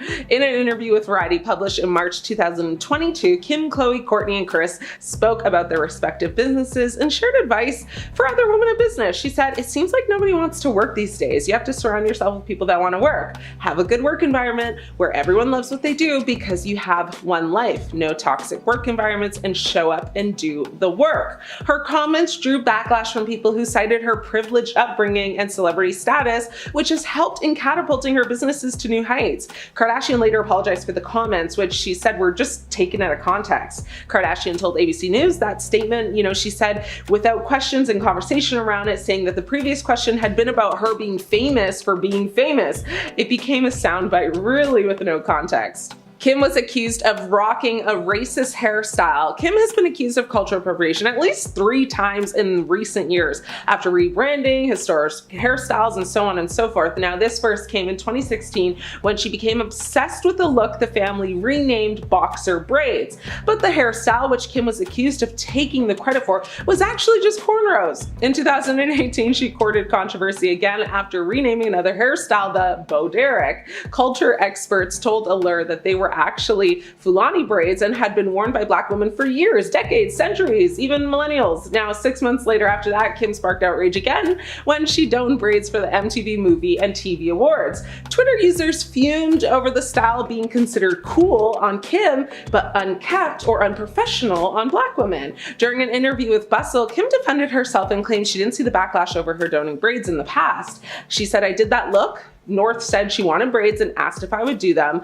and that's what she did." First up, Kanye West. Kim and Kanye were one of the most hated couples during the almost 7 years that they were together. They took their relationship public in the spring of 2012, and after that, it was just mayhem. Kanye, who had been pursuing her for some time, name-dropped his future partner in his 2012 single, cold, saying, "And I'll admit, I had fell in love with Kim around the same time she had fell in love with him." By June of 2012, Kim was calling herself a proud girlfriend, and by the end of the year, she was pregnant with the couple's first child, Northwest, who was born in June of 2013. Kanye proposed to Kim in October of 2013, and the couple wed in Florence, Italy soon after. While they were together, Kim and Kanye had more than their fair share of cringy couple moments. Everyone remembers the music video for Bound 2 because it left a lot of people feeling uncomfortable. So during that video, Kanye rides a motorcycle through the desert, and he's joined by Kim, who's completely in the nude. In every single shot. Like, every single one. They're either kissing or caressing each other, which is nearly impossible to watch without cringing. And while their relationship was messy, the divorce was even messier. When Kim moved on with Pete Davidson, Kanye was extremely threatened. So one of the things that Kanye did to mess with Pete was he posted a photo of a fake New York Times cover on Insta with the headline reading, "Skeet Davidson is dead at age 28. Then he made a social media post saying, "Hold your spouse close, make sure they know how much you love and appreciate them, because there is a skeet lurking in every dirty alleyway waiting to help destroy your family, and walk around in Calvin jeans around your children." So after the divorce, it seems like Kanye set out to ruin Kim's love life. Kim and Ray J met when she was working for his older sister Brandy in 2005. Ray said, "To be honest, the whole thing started off wrong. We'd known each other for a while before we dated, and there was a mutual attraction, but she was married. She let me know she wanted to get with me, and after that I kind of felt obligated to be with her." Last year, Kris Jenner went on the Late Late Show with James Corden, where she was strapped to a lie detector and interviewed about the infamous tape that was released in 2007 of Kim and Ray J. Kris denied the years-long speculation that she was involved in its production, and once the results came back, it seemed as though she was telling the truth. Of course, Kim kept up with this narrative too, but neither of them had expected Ray J to respond to the interview. He appeared on Instagram Live with a full presentation to prove that she was lying. He showed screenshots of the text messages that Kanye West had sent him, asking for the original tapes because he had wanted to give them back to Kim. In the messages, Kanye asks if there's a time where the two can meet or talk to discuss the matter further. In a response, Ray J said, "I got 2 kids and a tech company. Why would I involve myself in this? I'm so past this, bro. I'm assuming you know the full story from 05, right? How it happened, who brokered the deal, who put it all together, etc." This is when Ray J made the most shocking revelation ever. He said, "Kris Jenner is the one who made us shoot the second tape in Santa Barbara." He then claimed that Kris orchestrated the filming of the last tape and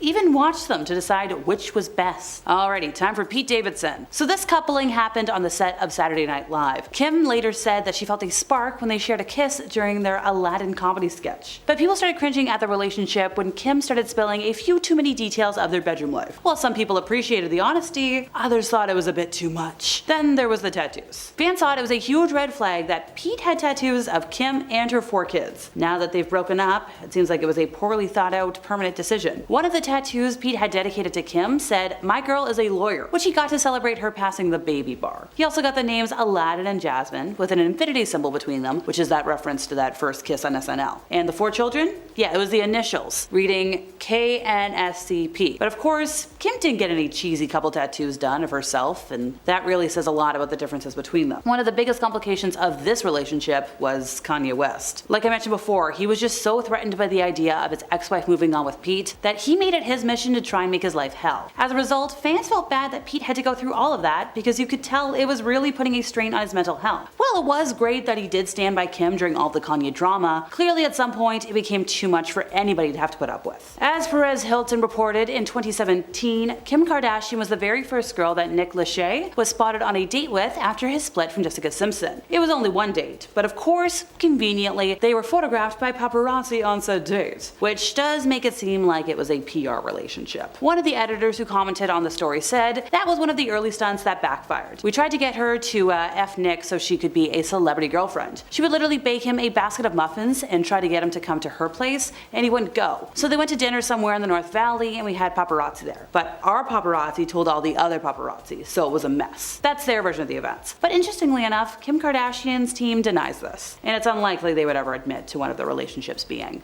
fake. Kris Humphries proposed to Kim on an episode of Keeping Up with the Kardashians after 6 months of dating, and the two wed in August of 2011. 72 days later, she filed for divorce. Kim eventually told Andy Cohen that she knew their marriage was doomed during the honeymoon, but she went through it because of the pressure from getting older. She was 30 years old at the time and thought, "I'd better get married." That 72-day marriage had certainly shown signs that it was going to end quickly. Like a few days before Kim divorced Kris, I think it was day 68, the couple was spotted arguing in their car while out on a dinner date in Hollywood. The newlyweds newlywed couple was photographed heading back to Kim's car after dinner, and you could see the tension in the air. Kris looked fed up, and Kim was giving her new husband the death stare, while yelling and waving her hands at him as the argument was escalating. This very public fight was kind of indicative that their relationship was on the rocks, because, well, that same year, Kim went to file for divorce and get the marriage annulled. The LA Times even reported that Kim had only married him to increase ratings on Keeping Up with the Kardashians. The best part was that Kris asked for a $7 million divorce settlement from his ex-wife, otherwise he threatened to make her endure an ugly public trial. But the NBA star ended up walking away with literally nothing. When speaking about their marriage, Kris said, "Look, I should have known what I was getting into. I was definitely naive about how much my life was going to change. But the one thing that really bothers me is whenever people say my marriage was fake. There's definitely a lot about that world that is not entirely real, but our actual relationship was 100% real. When it was clear that it wasn't working,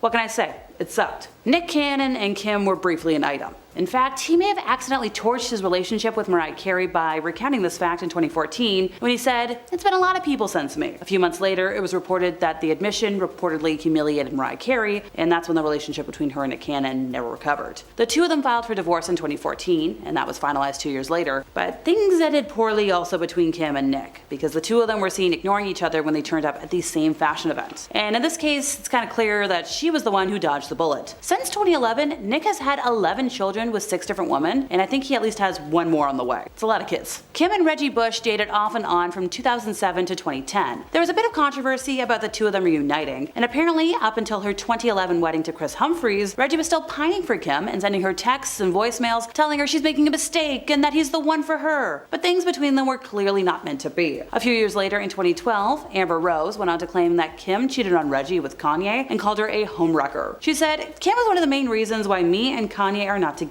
She's a homewrecker. They were both cheating on me and Reggie with each other. What an absolute mess." It was reported in April of 2010 that famed soccer star Cristiano Ronaldo and Kim had hooked up during her vacation to Madrid, and they met at an event at the Beverly Hills Hotel. Sadly, by August, he'd moved on, and newspapers everywhere were shooting down rumors that he and Kim were back together. Although it's worth noting that this is not the only sports star she's had a fling with. Kim and Tom Brady have become pretty friendly recently, as it was said that Kim is looking to buy a vacation home in Tom's neighborhood at Baker's Bay and Gulf Ocean Club. This neighborhood is an exclusive members-only residential community in the Bahamas, by the way. She flew to the Bahamas just recently and was spotted touring the resort. A source close to her told Page 6 that Kim and Tom are friendly. She phoned him and asked for his advice on Baker's Bay. She's very familiar with the community, and she's been eyeing property there for quite some time. Other insiders have since come forward saying that they do know each other, but they aren't involved romantically. But hey, if she moves to the neighborhood, maybe their friendship could turn into something more. It was reported in July of 2010 that Kim and Miles Austin looked pretty happy together. They were canoodling all night. He's a pretty shy and low-key guy, so he's perfect for her. Which sounded promising, but of course, the relationship was not meant to last. And whatever it was, it would fizzle by September, leading newspapers to report that they are not getting back together, they are just friends. And sometimes, that's just the way it ends. And last but not least, it was reported in October of 2010 that serial celebrity dater John Mayer had his eye on the curvy Kim Kardashian, referencing a night out that the pair had with friends to see if they would hit it off. It was reported that the two of them had been on several dates by themselves after the group situation, but clearly nothing came out of that outing, because by May of 2019, John was denying any reports that he was dating Kourtney Kardashian. It's no surprise though, considering the singer is a bit of a playboy. His reputation as a womanizer definitely precedes him, especially with Jessica Simpson. So that couple dated for a year, but they broke up like several times throughout the relationship. In fact, sources close to the couple told People that things were always on and off between the pair, and they had arguments constantly. Unfortunately, 2006 marked the year that they split for good. The couple was on vacation in Mexico when photos of them arguing in the balcony of their room hit the papers. Jessica looked like she was in tears, as it was undoubtedly a breakup. The news of their split came out shortly after the photos were released. Now starting off, we have Dancing with the Stars. Yes, Kim was once a contestant on Dancing with the Stars, and it did not go well. In 2008, she appeared on the show and paired up with professional dancer Mark Ballas. They were eliminated during week 3, but not before Kim had tried her hand at twerking. Yep, you heard that right. Now, she later joked about her awful dancing skills during an episode of Keeping Up with the Kardashians. Now in 2015, Mark opened up about the partnership in an interview with the Orlando Centennial. "She wasn't the best dancing partner. I love her. She's awesome. We became good friends," he said. Dancing was not her thing, but she's a great girl. Next up is her get up and work comments. In March 2022, Kourtney, Kim, and Khloe Kardashian, alongside their mother Kris Jenner, did an interview for Variety. Now during the interview, Kim was asked to offer women in business advice, and she responded with, "Get your effing ass up and work.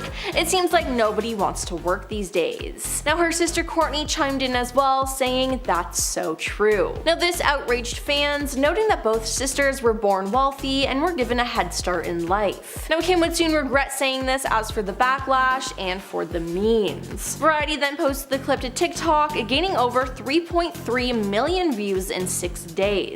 Now it was probably one of the most out of touch comments Kim's ever made, and it's just gross because her family agreed with her. Now we have the Marilyn Monroe dress. Kim wanted to stand out at the 2022 Met Gala, and what better way to do that than wear an iconic dress that was worn by Marilyn Monroe. Now although it was a moment in history, it caused a lot of problems. When Kim arrived on the carpet, she revealed that she had to lose 16 pounds in 3 weeks in order to fit into the gown. Now following this, many slammed Kim for appearing to promote a toxic and dangerous mindset about body image and weight loss. All of this though got covered up with another scandal, as it was claimed that Kim actually damaged and ripped the real Marilyn Monroe dress. Now she denied it, but a Monroe collector is claiming that the dress has sustained permanent damages as a result, and frustrations have been renewed. Scott Fortner, a collector who works to authenticate and verify Monroe memorabilia, shared photos of the dress taken that appear to show stretched and buckling fabric, along with missing crystals or ones left hanging by a thread. Then there's how the crew was treated. Now reports have surfaced that the Kardashians were very kind to the camera crew when Keeping Up with the Kardashians first started in 2007. However, as the show progressed and the family gained more fame, their kindness and respect for the crews they worked with dwindled, causing unpleasant and unfriendly moments behind the scenes. Now according to The Sun, the Kardashians repeatedly berated crew members and made unreasonable demands on anyone in their path. Additionally, the girls often try to direct what happens or demand multiple reshoots of simple moments on the show to place themselves in the best light they can at the expense of the rest of the family and crew. Not to mention, the Kardashian housekeepers claim the girls never cleaned up after themselves, yet expected their rooms and closets to always be camera ready. Now while there's no doubt that the Kardashian women are busy with their show, some have argued that they don't have the right to be so demanding of the housekeepers who help tend their homes. Now this even led to a lawsuit in 2021, as reported by NBC News, with 7 workers claiming that Kim failed to pay overtime,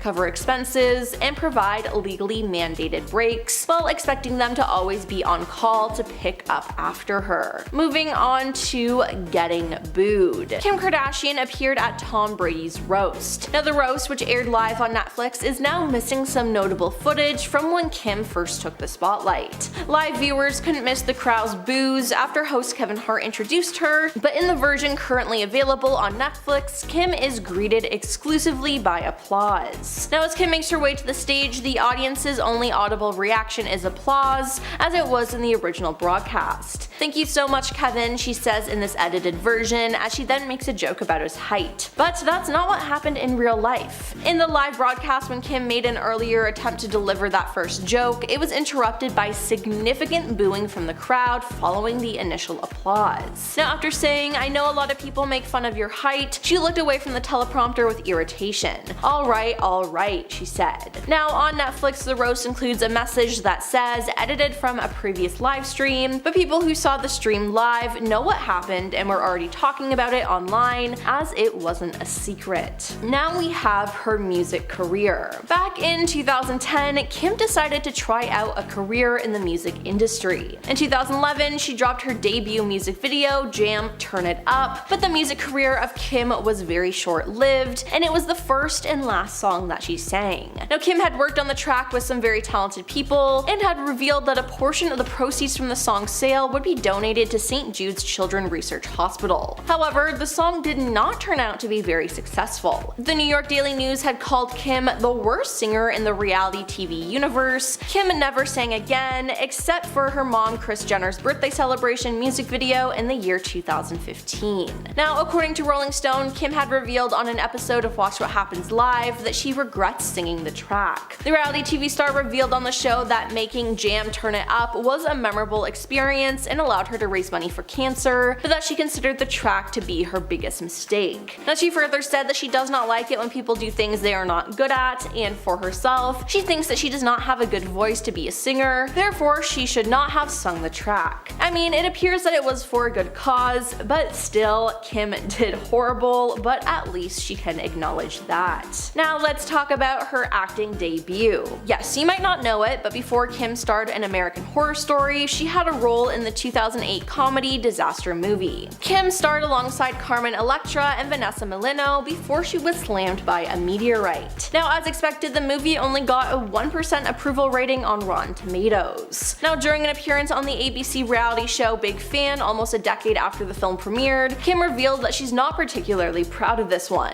"I'm mortified if you have the clip," she admitted. "I can't watch." And yeah, I can't blame her here, it was a rough watch for sure. She had no business being in that movie at all. Then there's She Stole Kimoji. David Liebenson was a software developer who worked with Kim on her Kimoji. Now David and two colleagues invented the Kardashian themed emoji range, which resulted in thousands of downloads a second and the app supposedly generating $1 million a minute. But they didn't see a cent after their deal fell apart, as Kim and her no-nonsense lawyer Marty Singer gave them little option but to walk away from developing Kimoji, losing out on a fortune. Now David sued Kim for $300 million in 2019, claiming she stole his idea and ran away with the trademark. David and his colleagues had initially agreed on a deal with Kardashian's team for a profit share on Kimoji and an anti-cyberbullying app that they created called Censorgram, which Kim was eager to be the face of before the deal went south. Now David says he was forced to withdraw his $300 million lawsuit as his legal fees spiraled out of control along with the rest of his life. Now David said he's got nothing left to lose and has created a website called www.kimkardashianruinedmylife.com to spread his message and raise money. Next up is Kim getting kicked off stage by Prince. On Prince's Welcome to Tour, which saw the legendary artist perform over 80 shows from 2010 to 2012, traveled across North America, and cemented his legacy with a series of critically acclaimed shows. Now on the final night of his Madison Square Garden residency, Prince hunted for someone in the star-studded front rows to join him on stage. He then spotted Kim and asked her to join him and immediately began dancing around her. Now for those of you who don't know, Kim hates dancing, so why she agreed to go up on stage, I don't know. She laughed nervously while standing in place and clapping for him before Prince instructed her to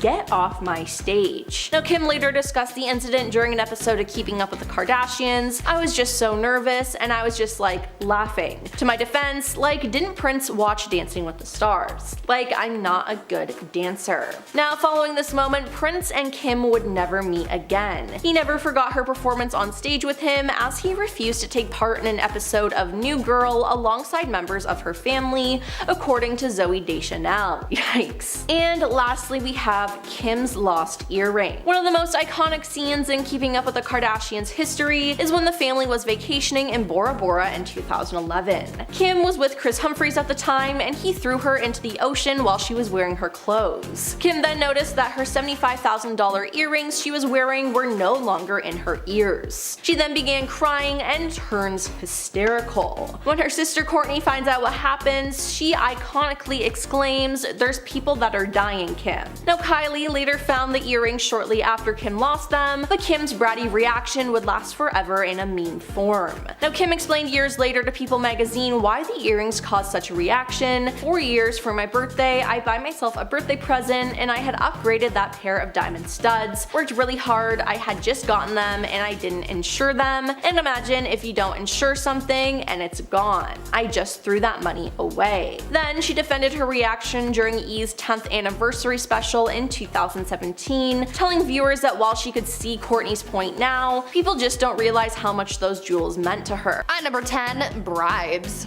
At this point, we all know that the Kardashians have a my way or the highway kind of attitude. They will get what they want by any means necessary, and we've seen this a few times over the Kardashians' respective careers, but one of the lesser known times that this sort of attitude came out was when Kris Jenner was trying to save her short-lived talk show. Mama Jenner dreamed of being a talk show host, but those dreams were sort of crushed when her talk show premiered in the summer of 2013. She got a series of reviews, and when she read them, she came across one that she really didn't like. One reviewer named Linda Stassi from the New York Post wrote a column about the show and called Kris a quote, demented Norma Desmond, end quote. Well, because Kris didn't like what Linda had wrote about her, she decided to send the writer a bribe of a dozen Magnolia cupcakes and a $325 sterling silver pen from Tiffany's, along with a note saying to write a better review next time. In the end though, this bribe didn't actually work because her show was cancelled not long after. At number 9, sweatshops. The Kardashians have faced backlash and scandal many times in the past, so really they're nothing new, but one of their more extreme scandals came from when one of their many clothing brands got exposed. In 2011, a Kardashian clothing brand came under fire after it was revealed that the garments were being produced by Chinese workers being paid 8 cents a day. Can you imagine these millionaires paying workers 8 cents? Insane, right?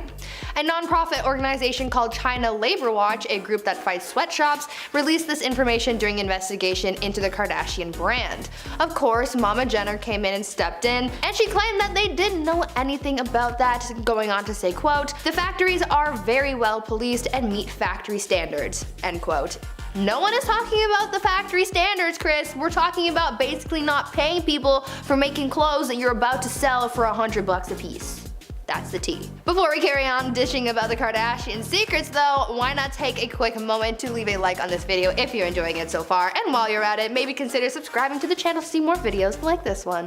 At number 8, Kardashian divorce. Remember when Kim K was married to Kris Humphries? Yeah, that was kind of a blip in the Kardashian timeline, but hey, it still happened. They were only married for 72 days, but it was still messy, and their subsequent divorce was just as messy. The cameras for their show Keeping Up with the Kardashians showed off much of their tumultuous marriage, but the cameras were ultimately cut when it came to their divorce, but it wasn't for lack of trying.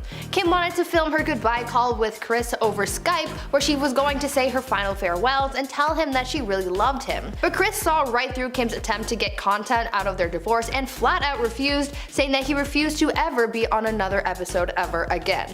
Honestly, I can't blame him for making that decision. At number 7, Nanny Knows. The Kardashians have been exposed for a lot over the years by countless people. Honestly, this could be its own video in and of itself, if we haven't already done that. Anyways, one of the people that joined the Exposing the Kardashians club was the family's former nanny. The nanny, a woman named Pam Behan, exposed Kris for her parenting. Although Kris looks like a cool, fun mom, almost acting like one of the Kardashian sisters rather than a parent, according to the nanny, that is all a charade and couldn't be farther from the truth. Turns out that Kris was actually a really mean mom. She said that all of the girls were really shallow and even exposed Kris for being mean to Khloe and criticizing her for being overweight. On top of that, according to the nanny, Kris was also a stickler for healthy foods, saying that she was obsessed with keeping produce in the house, and she even exposed her for having a meltdown when she forgot to pick up broccoli. Now that is a very different side of Kris Jenner that we never get to see. At number 6, private investigator. Back to past Kardashian relationships, remember when Khloe Kardashian and Lamar Odom were a thing? Yeah, super messy, as most Kardashian marriages tend to be, but this one was ultra messy because it turns out that at one point, Khloe hired a private investigator to follow Lamar around to watch if he was cheating on Khloe. This was something that we didn't get to see on the family's reality show, but apparently the private investigator was hired to catch Lamar with at least 5 different mistresses. But why put all this effort into a supposed cheater? Well, it turns out that there was a specific clause in their prenuptial agreement that if one of them was caught cheating, then the divorce settlement payout would be larger to the other party. This means that with the help of her private investigator, Khloe would be able to get a higher settlement in the divorce. The things people do for money. At number 5, who started the show? The family's reality show Keeping Up with the Kardashians has been on air for so long that it almost feels like it has been on TV forever. Obviously, it wasn't actually on TV since like the beginning of time, but it was certainly a staple in a lot of people's homes. This show really boosted the careers of all of the Kardashians, but who had the original idea for the show? Well, that's up for debate.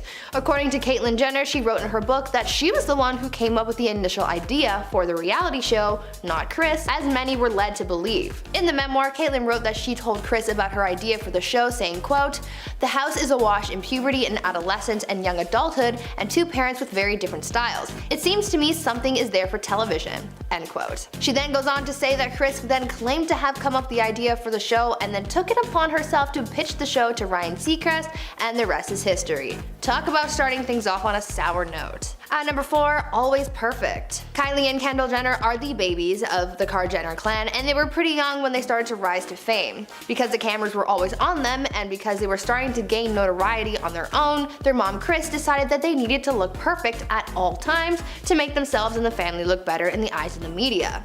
In an interview with Cosmopolitan in 2017, Kylie opened up about this dynamic in her young life and revealed that Kris Jenner had nail techs come to the house every week to do the girls' nails to make sure that they looked as perfect as possible. Kylie said that because this was ingrained in her from such a young age, that this just became a habit of hers even going into her adult life, which is why we see Kylie flexing her new nails on the gram. In the interview, she went into further detail about having to look put together all the time, where she said, quote, "My mom would make us do it. She would have a nail artist come to the house once a week. She would make us get our nails done. She was like, you are never going to look like you're not put together, so we're always getting them done." End quote. At number 3, fake homes. You know how on Keeping Up with the Kardashians, when they start a new scene in a new place, they show the front of the person's house? Well, it turns out that's kind of a lie. The houses that they show in the reality show aren't actually the Kardashians' real houses. In the beginning, they used to show the front of the Kardashians' houses, but soon it became a safety issue as it made it easy for people to find them. Kim opened up about why they decided to use fake houses instead of their real exteriors, saying, quote, "My old home in Beverly Hills was really my home, and I would get people showing up at all hours ringing my gate, and I had to call the police on several occasions. People hopping the gate and scaring me. It was so unsafe. The Hollywood Star Tours would stop by too because they recognized my home from our show. After that, we realized how unsafe it was to show the exterior of our homes, so now we use different homes for the outside for security purposes." Though they do use different homes as the exterior shots, Kim did confirm that they do actually film inside of their real houses. At number 2, original goal. Keeping Up with the Kardashians became a mega hit where people just tuned in to watch the drama unfold with the Kar Jenners. I would be lying if I said that this show wasn't secretly my guilty pleasure. It's just so chaotic and I love it. But it turns out that the original purpose for the show wasn't just to simply keep up with the Kardashians. They had ulterior motives. According to Mama Kris Jenner, the original purpose for the show was to bring attention to the Kardashians' clothing stores Dash and Smoosh. Their store Dash became the focal point for their reality show spin-offs like Kourtney and Khloe Take Miami and Dash Dolls. During an interview with Variety in 2015, Kim shared how they wanted to use the show to grow their business, saying, quote, "When the opportunity for our TV show came about, I wanted to do it to bring attention to our stores. I was thinking this might not last very long, but will grow a great business and expand online. I thought it would be great press. I didn't think it would turn into what it turned into." End quote. Their stores ended up closing in 2018, but at that point they had so many other things going on and the show wasn't even boosting their business anymore, so really, who cares? And finally, at number 1, new phones. Even a pandemic can't stop the Kardashians from creating content. The 19th season of the reality show was filmed over the course of the lockdown, and it was all done from the inside of the Kardashians' mansions. How they managed to pull all of this off is a little crazy though. Because camera crews weren't considered to be essential workers during California's stay-at-home orders, the Kardashians had to get creative, and so they created a system where every week someone would bring them a new iPhone to film on. They had proper sets built in Kim and Khloe's homes with lighting and the whole 9 yards for their confessionals, but yeah, I still can't get past the iPhone thing. Apparently, a showrunner wearing head-to-toe protective gear would come to the Kardashians' home on Monday morning to bring them a brand new iPhone to start the next cycle of filming. These Kardashians are so crazy. One of the most iconic VMA moments to ever happen was in 2009 when Taylor Swift was accepting her VMA for Best Female Video. Suddenly, in the middle of her speech, Kanye West stormed the stage and took the microphone from her and said the infamous line, "Yo Taylor, I'm really happy for you, I'ma let you finish, but Beyonce has one of the best videos of all time." Now this created a feud, and it appeared that the pair had seemingly made up in 2015 after being seen together at an award show and posting on social media, but that changed in 2016. Kanye dropped his song Famous, which had the line, "I and Taylor might still have why I made that be famous." Now he claimed that he had Taylor's permission, which she denied. However, Kim stepped in to defend her then husband, saying that Taylor totally approved that, and then went a step further by releasing a video of a phone call between Taylor and Kanye in which you can hear them discussing the song in question. Kim then made the internet turn against Taylor and had people flood Taylor's comments with snake emojis. Taylor then went into hiding, but in 2020 it was revealed that the video Kim Kim had posted was edited. Taylor then broke her silence about the video through an Instagram story where she lightly shaded Kim by writing that she was telling the truth the whole time and that somebody, aka Kim, edited and manipulated it to frame her. Since then, a lot of people have turned on Kim and Kanye and they hate them for trying to frame Taylor. Next up is her robbery. In October 2016, Kim was robbed at weapon point in her Paris hotel room, with around $10 million worth of jewelry being taken. Kim had been staying at the Hotel de Portels for Paris Fashion Week when the masked men broke in. They tied her up and duct taped her mouth and eyes shut. Then, during a sit-down interview with David Letterman in 2020, Kim described the evening as 7 or 8 minutes of torture. Thankfully, Kim did not sustain any physical injuries during the heist, but she was left mentally scarred by the ordeal and had flashbacks and anxiety attacks. It was later revealed that the intruders, a group of men in their 60s and 70s, had been planning the burglary for 2 years before the attack and had used her social media pages to organize the heist in its entirety. French police said that Kim's use of Snapchat may have alerted the robbers to the jewelry that she had with her in Paris, as well as the fact that she was in her hotel room alone.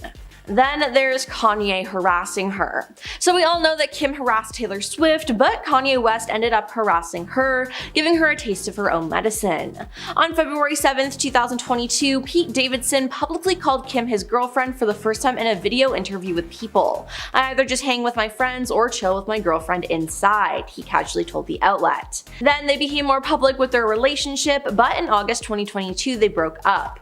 According to E! News, who first broke the story, the pair's busy work schedules and being long distance contributed to their decision to part ways. Now, part of this breakup probably though had to do with Kanye. It seemed like Kanye was obsessed with this couple. Kanye wrote a song about Pete and how much he hates him, and in the music video he literally ended Pete's life. He bullied Pete all over the internet and went on tangent after tangent on social media about Kim, often leaving her in tears. Now let's talk about North West.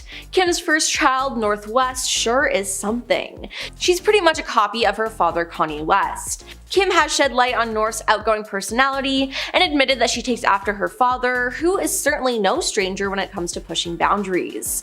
Kim said, "Absolutely, I mean North West is Kanye West's daughter. Forget that, she's his twin. She's blunt with her mother, telling her when her outfit looks bad, and she tells people her mom's secrets." Now when speaking about North on her show, Kim said, "North is really special and smart and creative and definitely beats to her own drum. Her personality is really silly." She continued by saying, "Courtney always says that North is my lesson on this planet. It means I'm supposed to learn more patience. She teaches me patience. She has taught me a lot about life." Now it seems like North could be her karma. Moving on to her rough pregnancies. Kim has 4 children, but she only gave birth to 2 of them because of her rough pregnancies. For her last 2 children, she ended up getting a surrogate because it was too dangerous for her. During her second birth, she suffered from placenta erecta, the same condition she experienced with her first pregnancy with daughter North. Now the reality star opened up about her past pregnancy complications in a post on her website when discussing her concerns about childbirth the second time around. She said, "I was able to get pregnant through that with my son Saint, and then I had 2 embryos left. I had the same condition, same awful delivery that I had with my first daughter," she said in the video. "After that, I had to have 5 different operations within a year and a half to fix the damage that all that did on the inside." Now both children she birthed were happy and healthy though, and going for a surrogate for the next 2 was probably a good idea. Then there's being called out for Photoshop. Kim has been called out for photoshopping her photos for years now. Now one of the most shocking times was when she photoshopped photos of her own daughter and nieces, which is just crazy. But some fans were able to spot photos where she removed entire body parts from herself. In August 2022, Kim promoted her collaboration with Beats by Dre with photos and videos of herself enjoying some pool time, but eagle-eyed TikTok users noticed that the reality star appeared to edit out her trapezius muscles. Kim K is notorious for photoshopping out her traps, the user Caroline began in a video. Why, I don't know, maybe it makes her neck look smaller. In January 2022, Kim posted photos from her Skims swim collection photo shoot, only for fans to immediately notice that her leg appeared warped and featured a curve behind her knee. "Kim, what happened to your leg?" one fan commented, while another hinted on Twitter, "Kim, your right leg is..." The reality star was quick to delete and then repost the photo without the error, but her followers were quick to take screenshots of the mishap. Now let's talk about the fake flower. In 2012, Kim created a new fragrance and had a launch party for it, but things didn't go as planned. Someone unleashed a flower bomb on Kim, ruining her outfit and yelling what sounded like "lousy fur hag." Now, at the time of the attack, it was speculated that a PETA activist had thrown the flower, as the organization previously condemned Kim's former love of real fur. But recently, Kim's former media strategist claims that her infamous 2012 flower bomb attack was actually a manufactured media moment.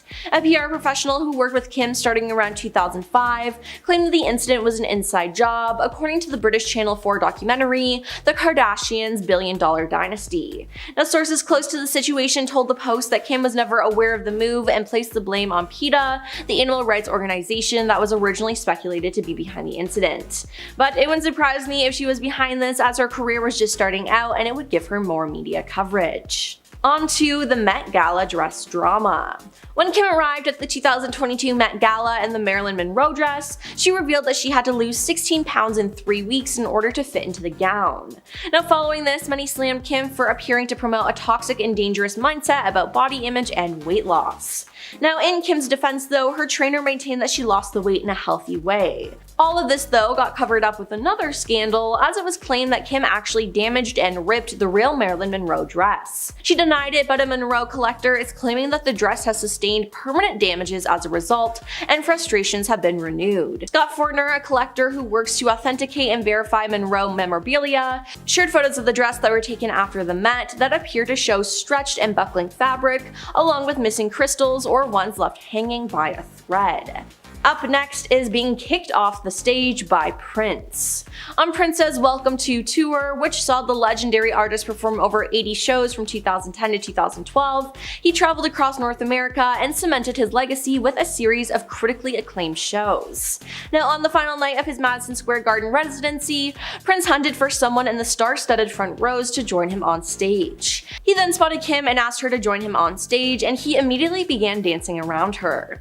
Now, for those of you who don't know, Kim hates dancing, so why she agreed to go on stage, I don't know. She laughed nervously while standing in place and clapping for him before Prince instructed her to "get off my stage."